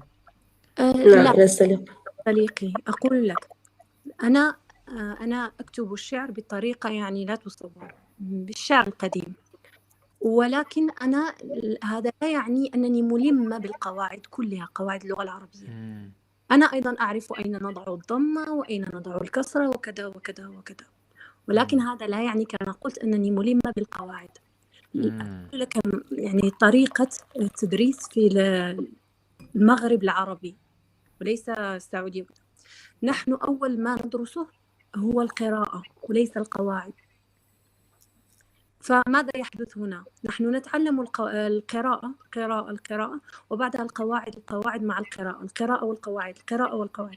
فعندما نصل إلى البكالوريا وما قبل البكالوريا يعني الثانوية، نتخلى عن القواعد ونبدأ في دراسة الشعر، نخصص يعني وقت طويل للشعر ولكتابة يعني انتقاد المناهج والكتابة. فماذا يحدث؟ نحن ربما ننسى القواعد، ولكن هذا لا يعني أننا ننسى التحدث وطريقة التحدث والنطق وكل شيء. فنحن لسنا سليقيين، تلقينا اللغة العربية ولكن لا نحتاج للقواعد. نعم، يعني طريقة. حتى هذا عندنا حمزة. نعم صحيح، عندنا هكذا. نعم، اللغة الإنجليزية. يعني لو يعني كيف تقول survey بالعربية؟ ماذا؟ كمل الجملة بالإنجليزي. survey questionnaire. كمل الجملة بالإنجليزي. يعني في محل يعني الفعل في محل every time الاسم. you do a survey. Can you do a كو- survey؟ يعني كلما كيف تعمل الاستبيان هو survey. صحيح. justify. استبيان استبيان هو survey. نعم. يعني تسأل يعني مجموعة من الناس حتى يعني تجمع معلومات. نعم، استبيان، يسمى استبيان. فلو يعني لو فعلت استبيان عندنا في بريطانيا ممكن تجد يعني 10% ممكن، يعني هذا أيضا يعني كثير، 10% يعرفون قواعد اللغة الإنجليزية. نعم. نعم هكذا حمزة. نعم هكذا. نعم مثل يعني لما أمهات يطبخون مثلا في بيوتنا تحطون يعني يضعون البهارات بدون قياس، بدون ميزان، يعرفون يعني حسب الذوق وحسب التجربة. نعم. ما يحتاجون إلى يعني الذوق الميزة. هذا يعني شيء الذوق. جيد. نعم ذوق. فعندنا ذوق في اللغة، في النصوص، في يعني الأساليب المقبولة الطبيعية. ولما الشيء يخالف هذا طبيعة اللغة فنعرف هذا شيء غريب، بس نستطيع أن نقيم إيش الغريب وإيش صحيح. فما نحتاج إلى القواعد والميزان بس الذوق يكفي. أعتقد هذا رأيي. يا شيخ، الطريقة التي يتلقى أو يدرس بها الأجانب، يعني العرب يدرسون بها الأجانب، أنا أظن والله أعلم أنها قليلا ما هي خاطئة. لماذا؟ وحتى نحن الطريقة التي ندرس بها اللغات الأجنبية أظنها خاطئة، لأن أقول لك ماذا. الطفل الأجنبي an English boy, he goes to school, they will teach him how to speak, right? They won't teach him in the beginning like rules. Okay. لن يدرسوه القواعد فقط. في المغرب والدول العربية أول ما يدرسوننا هو القواعد وليس كيف نتحدث. فماذا يحدث؟ نحن نتخرج وكل ما نعرفه هو القواعد ولا نعرف كيف نتحدث نتواصل. هذا ما يحدث للأجانب عندما يعني يلتحقون بكليات تدرس اللغة العربية، يدرسونهم النحو والصرف. ماذا يحدث لهم؟ يتعلمون النحو والصرف ويعجزون عن التعبير. نعم. وأيضا لا يوجد تطبيق يعني في تعليم النحو والصرف. مثلا عندنا أنا مثلا أعلم هذه القاعدة، هذا مثلا جملة اسمية تتكون من مبتدأ والخبر، الخبر مرفوع والمبتدأ مرفوع والخبر مرفوع. لا يوجد تطبيق لهذه، فقط هي قواعد هكذا بدون تطبيق، قواعد نظرية فقط. وهكذا تعلمت اللغة العربية. وتذكرت الدرس الأول لما تعلمت العربية كانت في كتاب، والدرس الأول عن التعريف والتنكير في العربية. والدرس أهم الدرس هو ما هو معنى التعريف والتنكير وكيف تعرف الكلمة وتنكر الكلمة. ولكن في الدرس كانت هناك دقائق وقواعد ونحن مساكين. لا كانت المعلومات كيف يقال overload كثيرة جدا، أكثر من أكثر من اللازم. طيب عندي سؤال لحمزة. يعني لماذا عندنا هذا الأسلوب إذا كنا في بريطانيا لا ندرس اللغة الإنجليزية على هذا الشكل؟ فمن أين جاء هذا الأسلوب؟ يعني طبعا يعني ممكن يعني وضعه أحد يعني في أسلوب التعليم تعني يعني هذه يعني بداية التعليم بالقواعد في العربية خاصة في المدارس. نعم. ممكن أنهم سيجعلوا الاهتمام على القواعد، لأن لأن في الكتب في كتب في الكتب في السيلابس، كيف يقال سيلابس في منهج سلاسل الدراسة. تقصد؟ في السلاسل، منهج series. في سلاسل الكتب التي ستأتي سيخدمون هذه القواعد. ممكن وليس في المدرسة الاهتمام على التحدث، إنما الاهتمام على القراءة والفهم من الكتب. والتحدث الاهتمام على التحدث قليل بالنسبة إلى الاهتمام بالفهم من الكتاب. والفهم من الكتاب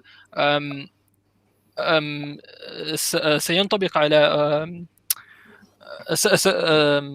كيف قال depends on سيعلق يعتمد على فهم القواعد. فممكن أن هذا من أحد الأسباب. أظن هذا انتقل إليكم منا نحن. أنا في البداية، يعني في بداية وجود هذا مجال تعليم اللغة العربية للناطقين بغيرها، كان هناك الاهتمام ينصب على القواعد. الآن الحمد لله بدأ الوعي ينتشر، وأن هناك الاستماع هو الأهم أولا، وبعد ذلك يعني الاستماع ثم التحدث ثم القراءة ثم الكتابة، هكذا. يعني هو لا يوجد فصل بينهم، لكن الأهم هو الاستماع. الأخ خليل يقول الأخ خليل يقول السبب لأن تعليم الناس التحدث أصعب من تعليم الناس القواعد كما أرى. نعم، لأن ممكن القواعد ممكن ضبط القواعد، لكن يعني هذا أيضا يعني قد قرأته في كتب أن عمر بن الخطاب رضي الله عنه يعني نقل عدة قبائل العربية إلى كوفة من بلاد مثل كوفة والبصرة. نعم. لكي يعني ينشر بينهم يعني اللغة العربية. وكذلك في باكستان هناك مدرسة يعني على أسلوب جديد، يعني يبدأون بتعلم التحدث أولا، يعني السنة الأولى يعني فقط للتحدث والكتابة فقط، ليس قواعد يبدأونه في في في في سنة بعدها.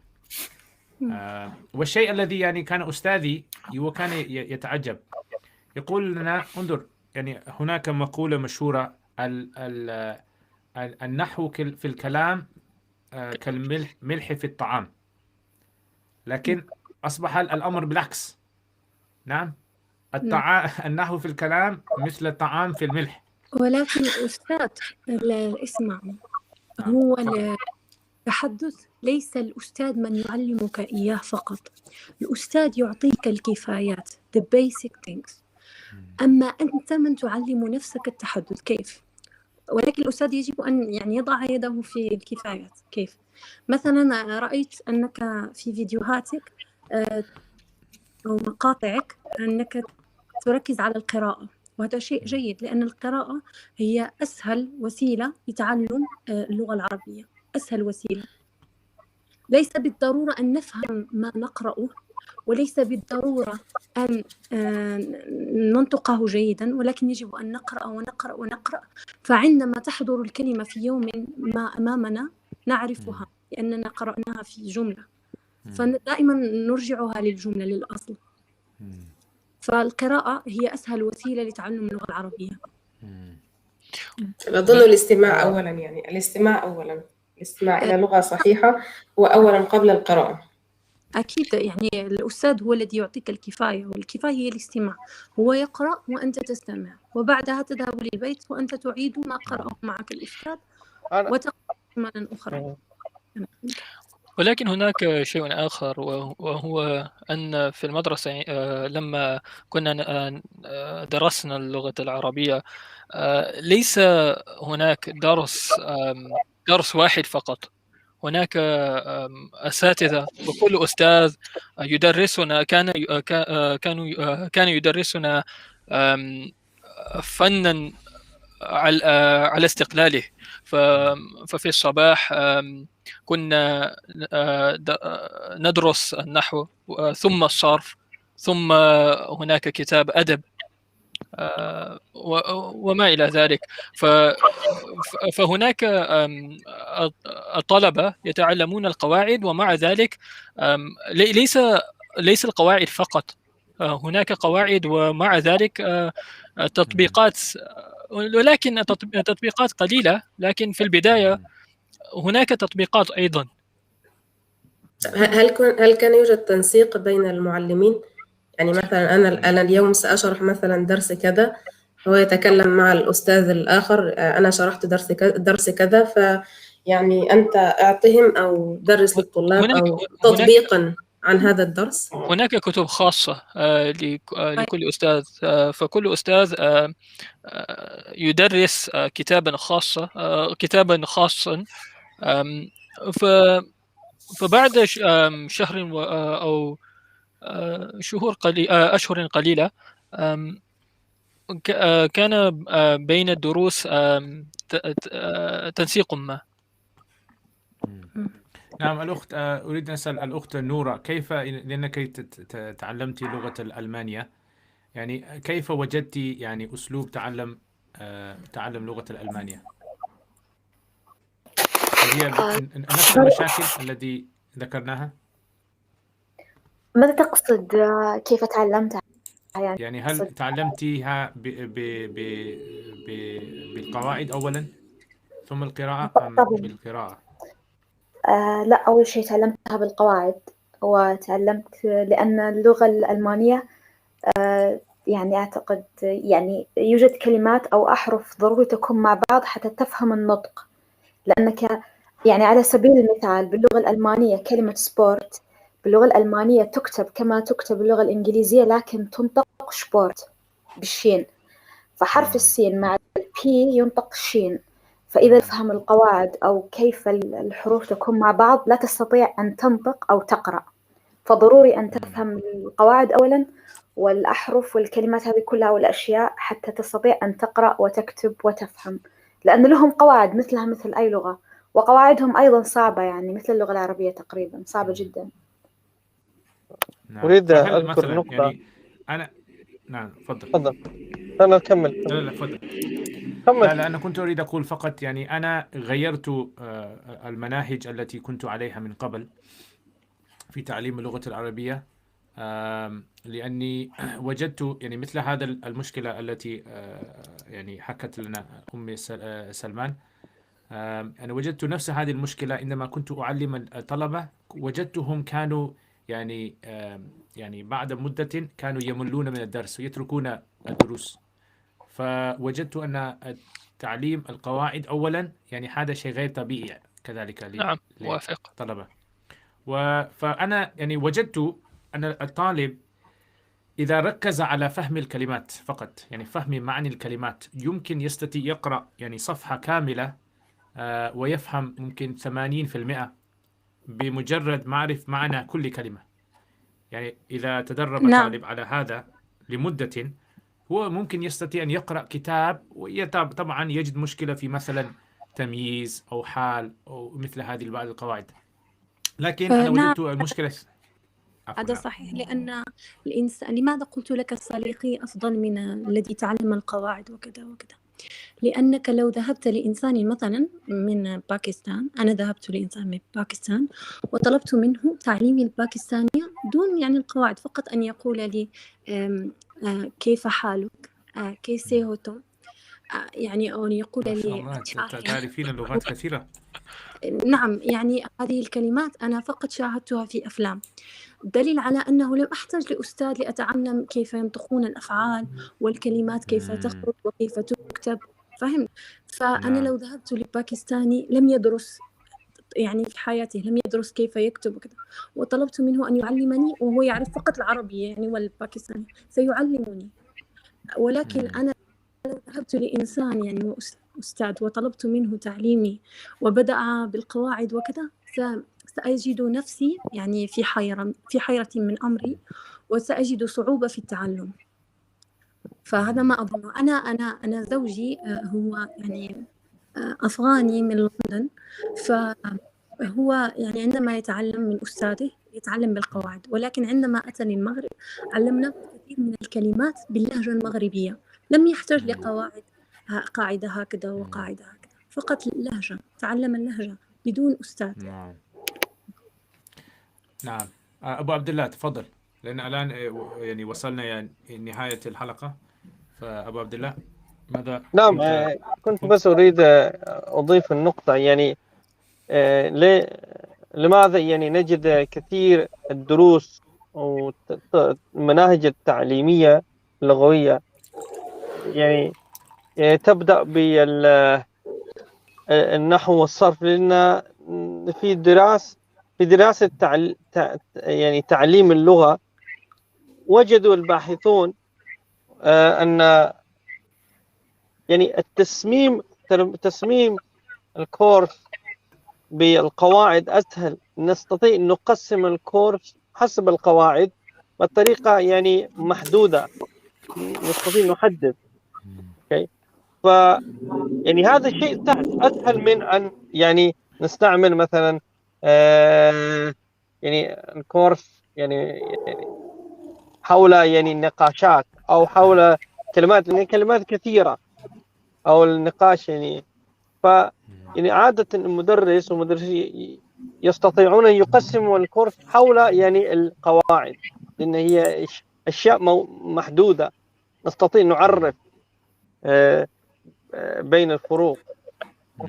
يعني ولكن كما قلت هذا ليس طبيعيا. لكن هذا ما زلنا نجد يعني مثلا المؤلفين يؤلفون الكتب في النحو، أو مثلا خاصة مثلا حتى في اللغة الإنجليزية نجد أكثر الكتب في تعليم اللغة الإنجليزية يعني مقسمة ومسمى حسب القواعد، ليس حسب النقاش أو النصوص.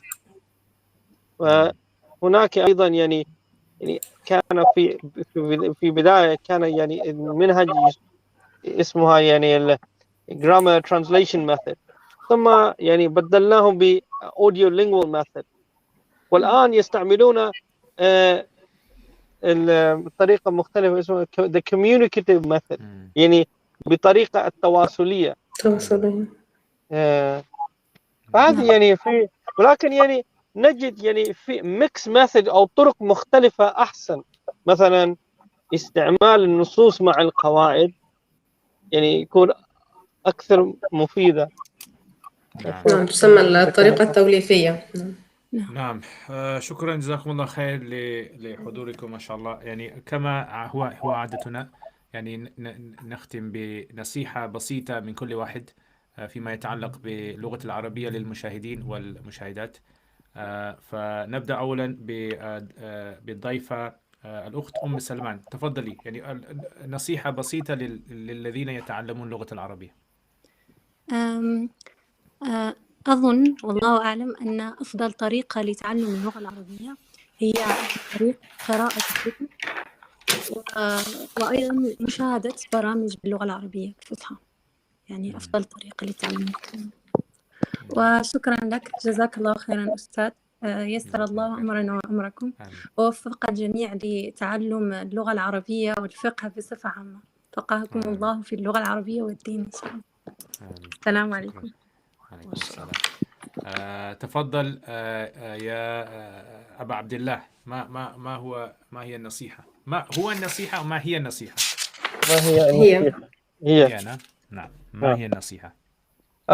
بسيطة، يعني لازم نقرأ، يعني لكن اقرأوا قصة قصيرة.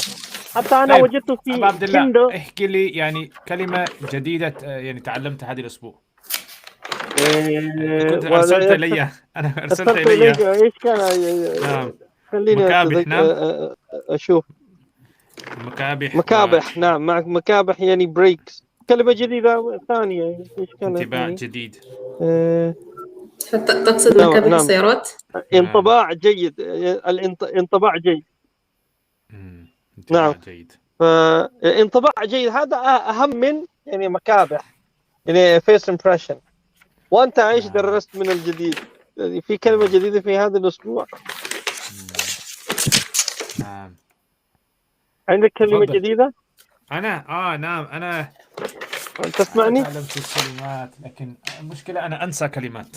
أتعلم كلمات وأنسى كلمات. أعطني كلمة واحدة. لا أنا أعطيك كلمة. أنا كنت أقرأ كتاب مقامات الحريري. نعم. يعني وجدت يعني كلمة يعني جيد.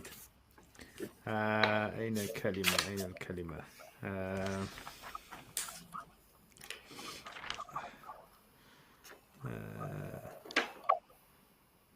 نعم. يقول يعني هذا يعني وجدته يعني جيد. يقول فلما آنس استئناسهم بكلامه. يعني هذه كلمة آنس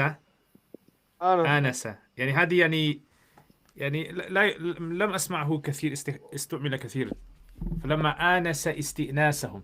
آنس يعني معناه يعني شعر. يعني شعر بأن آنست نارا. نعم. آنست نارا. نعم آنست. ففيه معنى يعني وجود، وفيه معنى شعور أيضا، وفيه معنى موسى يعني عندما كان يعني نعم. أظن موسى عندما كان يعني موسى على ما أظن يبحث عن النار، نعم. فوجد نارا فقال وجدت نارا، يعني أستشعر أو أشعر بوجود نار فآنست نارا. نعم. فمثل هذه الكلمة آنست أنا أظن بالإنجليزية لا يوجد يعني بالضبط ترجمة لهذه الكلمة. اللغة العربية فيها مرادفات كثيرة، معان كثيرة. فمثلا الفم مرادفه الثغر ومرادفه الفيه، في الإنجليزية ليس هنالك شيء كهذا. نعم. نعم. نصيحتي فقط ابحثوا عن قصص قصيرة إلى درجة بس صفحة واحدة. اقرأ يعني يوم، حتى يعني أسبوعيا أو يوميا. أفضل أن تقرأ يعني قصة صغيرة يعني على صفحة واحدة أو صفحتين 4 صفحات يعني يوميا. هذا شيء يعني يستمر كافي يعني يعني بالعلاقة مع اللغة العربية. شكرا. وجدت في كيندل يعني في كتاب قصص القصيرة جدا. نعم، بس القصة موجودة على صفحة واحدة. أرسل. أوكي. أرسل إرسالا. سوف يعني على عيني وراسي. لا يستخدمون المفعول المطلق. نعم. لا مو كثير. نعم. أحيانا هذا الشيء. ما أدري. نعم. كيف يا أهل العرب تستخدمون المفعول المطلق نعم. يعني في كلام يومي؟ يعني نعم. يعني غير مثل حقا أو مثل هذه الكلمات. سبحان الله. أو أمرك أو فورا. هل تقولون مثلا ضربت زيدا؟ نعم نقول، لكن ليس يعني نقول ضربت ضرب شديد. نقول نعم، لكن لا نقول ضربا، يعني نقول ضرب بدون تنوين، لأن العامية ليست معربة. أنا نقول ضربت ضرب، أو أكلت يعني أنا النهاردة أكلت أكل مثلا كتير، هكذا نستخدمها دائما. نعم. تفضل يا الأخت نورة، تفضلي. بالنصيحة، لكن قبل النصيحة أنا أريد أن أقول شيء. الآن لما سألت أنت عن المفعول المطلق، صراحة أنا لم أفهم ماذا يعني أصلا المفعول المطلق، لأن يعني القواعد صعبة. حتى لو كانت في اللغة العربية القواعد جدا صعبة، إلا لمن كأسماء كونها مدرسة لغة عربية هي فهمت ماذا يعني المفعول المطلق.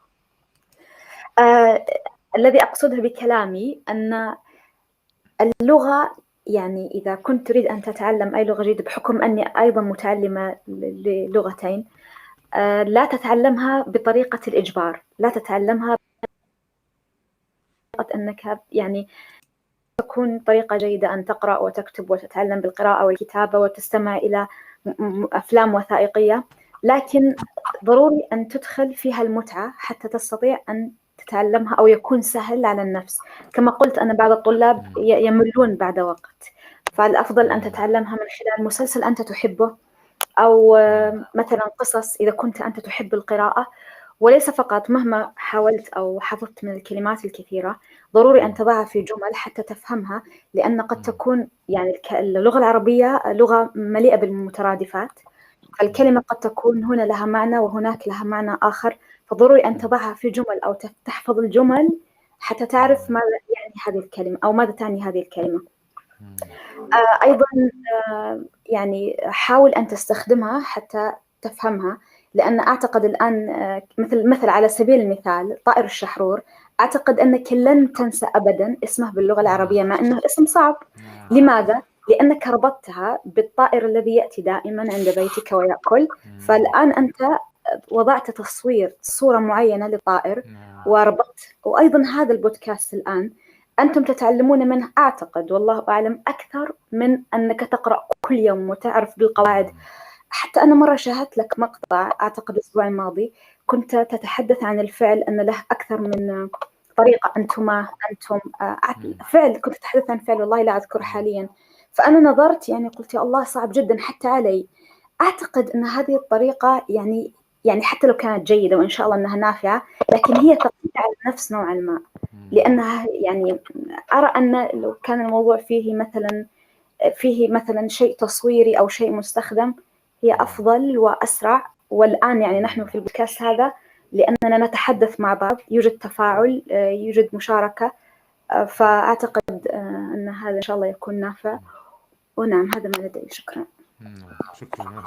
يعني لو لخصت هذه النصيحتين، يعني الأول أن الإنسان يعني يستخدم هذه الكلمات في الجمل، والثاني أنه أكثر من القواعد الطالب يحتم على يعني مثل مشاهدات هذه الأفلام الوثائقية. ونعم هذا شحرور الآن أنا يعني بسبب يعني اسم هذا شحرور صديقي اسمه شحرور الآن، يعني كلما أذكر هذا الاسم الآن يعني لا لا لا لا لا, لا أصوره في ذهني بل أصوره بشكل طير الآن. نعم تفضل يا حمزة. نصيحتي هو أنك إذا تعلمت شيئا فراجعه. فالمراجعة وإعادة النظر مهم جدا، مهمة جدا جدا مهمة جدا جدا. ممكن ما هو تعبير تثنية جدا أم جدا مفعول مطلق؟ مهمة جدا. مهمة جدا. أوكي نعم. خاصة إذا تعلمت القواعد في البداية، فإن القواعد في البداية لا ممكن أن ألا تفهموها، ولكن بعد إعادة النظر بعد وقت طويل والمراجعة بعد وقت ممكن أن تفهموها أكثر من أن تفهموها من قبل. فالمراجعة وإعادة النظر مفيدتان. نقول تعهد الشيء بالمراجعة. تعهد هذه كلمة نعم. جيد. تعهد. نعم نقول أتعهده بالمراجعة أو بالحفظ. يتعهد بالمراجعة. تعهد القرآن فوالذي نفسي بيد هذا الحديث. نعم الأخت أسماء تفضلي. طيب أنا يعني نصيحتي ستكون عن القواعد. أنا لا أستطيع أن أقول لا أتعلم قواعد في البداية، لا بد من القواعد، لأن العربية تختلف عن اللغة الإنجليزية، تختلف عن الألمانية. يعني مثلا أنت الآن بعض الناس يأتون ويصفون يقول لي أنا رأيت 2 رجل، هذا في اللغة العربية خطأ. فكيف هو سيعرف أن الصفة تسبق الموصوف في اللغة العربية بدون تعلم القواعد؟ لا بد أن يكون هناك تعلم للقواعد لكن بدون تعمق في البداية. خذ فكرة عن القواعد أو نبذة بسيطة بدون تعمق، هذا يكون في البداية. وطبعا يكون معه التطبيق، فكرة عن القواعد مع التطبيق. هذه نصيحتي. جزاكم الله خير. يعني المهم يعني الذي يعني أنا يعني جربت في هذا الأمر أن يعني الطالب يعني قد يميل إلى هذا الأسلوب وقد يميل إلى هذا الأسلوب. نعم، فيعني وجهات النظر قد تختلف، لكن المهم أن كل واحد يعني يحاول أن يعني يعني ماذا يقال speed up، يعني يسرع تعلم اللغة للطالب. أريد يعني أذكر نعم. نقطة. يعني نجد يعني في قسمين في الطلاب. في طالب يعني عنده فكر تحليلي ويستطيع يفهم القواعد. يعني هذه يعني أسلوب في التعلم. نجد الناس عندهم يعني مهارة التحليل، وفي يعني عامة الناس ما عندهم تفكير التحليل يعني analytical thought. فهذا لا يستطيع يفكر أو يفهم يعني يعني القواعد، لأنه ما عنده تفكير التحليل. فلازم نفرق من هو محلل ومن هو غير محلل. المحلل ممكن نستطيع يعني نعطيه القواعد ونشجعه أكثر، ولكن الشخص طبيعي عامي لا نتوقع منه يعني علاقة يعني عميقة مع القواعد. لكن أهم هو يفهم ويعرف كيف يستعمل اللغة. يعني كان هناك دعوة، كان هناك محاربة ضد تدريس القواعد، يعني بعدما وجدوا يعني صعوبة تدريس القواعد. فهذا أيضا هذه المحاربة ضد تدريس القواعد خطأ يعني. بس كان هذه تسمى فروق فردية بين الطلاب، يعني الطالب التحليل وهكذا، وهذه لابد أن تراعى في تصميم المناهج، وأيضا يراعيها المعلم في الطلاب الذين أمامه. أيضا أستاذ تفضلي. نسيت اسمك، المهم لياقة السمع. نعم. طيب، لديك طريقة أعجبتني في يعني طريقة تستعملها في القراءة. تقول لهم everything you don't understand it in the text you highlight it, right? هذا شيء جميل. يعني أي شيء لا تفهمه لا تبقى هناك يعني خلاص انتهى الموضوع عند كلمة لم أفهمها. لا، سطر عليها، وفيما بعد أن تنهي قراءة النص ابحث عن معنى الكلمة. الحمد لله. شكرا. جزاكم الله خير. إن شاء الله نود أن نراكم جميعا في الحلقات القادمة، ودعواتكم إن شاء الله تعالى. السلام عليكم ورحمة الله وبركاته.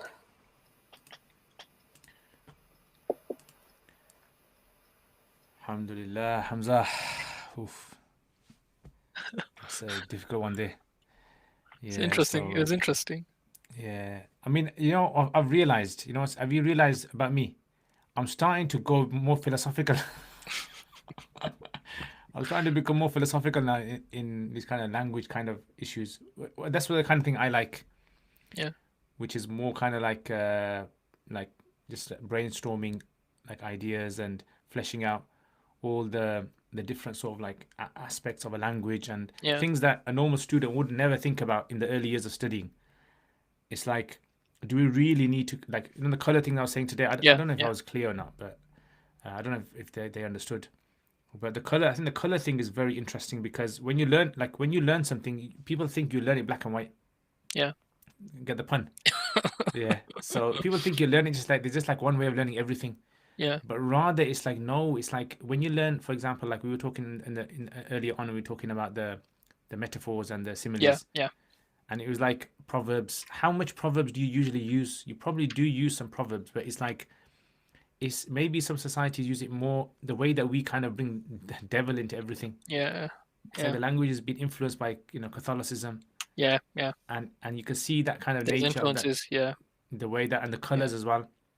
different shades of colors. You know how the English are like, very particular about differentiating between species because science is very dominant on the language anyway. Yeah. And I mean, I don't know. I mean, you probably know more than me on this issue, but it's interesting how, like, in the Arabic, you'd say, you know, like some people say, the Arabic is so vast and it's got so many words for things. But you think, wait a minute. Yeah, I know. I've English thought has the got loads exact of same words thing. as well. Yeah, I've thought the exact same thing as well. Like what happens is that different languages have richness in different departments. So Yeah. it's Especially not- like new, like I think because I'm like not too sort of like clued up in very fine minute details in the English language, but if you do listen to Radio 4 or you Yeah. listen to things, you kind of hear them say things that are very precise in how they express themselves. yeah. And people who are like second generation Muslim, third generation Muslims, or you know, migrants who've come or hit this country, you find they don't tend to kind of go that deep into the language. Yeah. They kind of just float on you can say on Yeah, the surface of the language. because a lot of times that's got to do with the fact that all their exposure is with people who are speaking English at the same level, so they don't really have an exposure to like native English speakers. And when I say native, I mean people who aren't from like. So why is that? Is that because native people are just like passing on to the future generations how they? I think a lot of it might also have to do with influence of people's mother tongues. So you see that a lot as well. So like you see that I've tended to notice is like I notice that people who come from like an Urdu speaking background, a Gujarati speaking background, for instance, they'll repeat words where you don't really see English people repeat words, like because of the way that emphasis. Chai Shai, you mean? There's things like it's black, for instance. Like you don't really see people, English people speak like this. Mubtada mutlaq. Khabar mutlaq. It's a thing in when they talk about emphasis, ta'kid in the Tawabir. But but you can clearly see why they speak like this, because in people's mother tongues, that's how emphasis is created. Or for instance, you see the people say more closer, but that's technically wrong. You're not supposed to say more closer. If you've already got an ER, it's incorrect to say more. But they say it because they've been influenced by their mother tongue. And this isn't even people who have just migrated to the country. This is like third or generation. And it's because of like the influence of the people's mother tongues. But I think see with that, I would say depends actually where they're saying it. So if it was, for example, like an interview, or if it was, for example, I don't know, writing up some sort of like just some post on the social media, I think they'll be a bit more careful in. Yeah. They know what's right. But I think a lot of people, you'd be surprised, not a lot of people wouldn't even realize. And the only time they realize is when they type on Word or something and a red squiggly line comes underneath.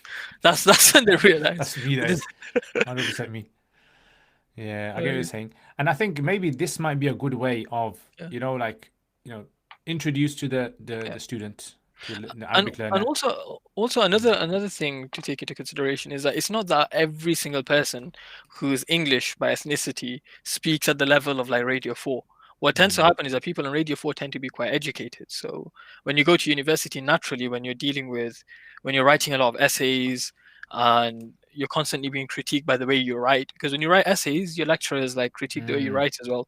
And not only that, you're constantly reading like academic literature, and then what happens is that you naturally take in the way English is spoken or like written or used in that sense. Whereas if you picked up somebody who's just a person who's second generation, third generation migrant. No, not even second, third. If you pick up an a person English by ethnicity who has just come out of like secondary school, they're not going to speak at the level of like Radio 4. Get you. Yeah, I know what you're saying. I suppose it depends exposure as well to different. There's a lot of people are products of the environment at the end of the day. Yeah, so I was just saying that I was thinking maybe this might be a good sort of like thing to focus on.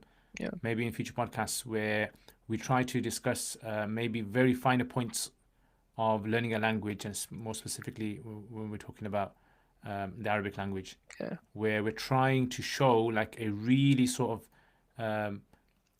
like a concept that can really affect understanding nuances of like traditional texts, because clearly there's going to be concepts that are going over our heads, and we Yeah. might get them later on.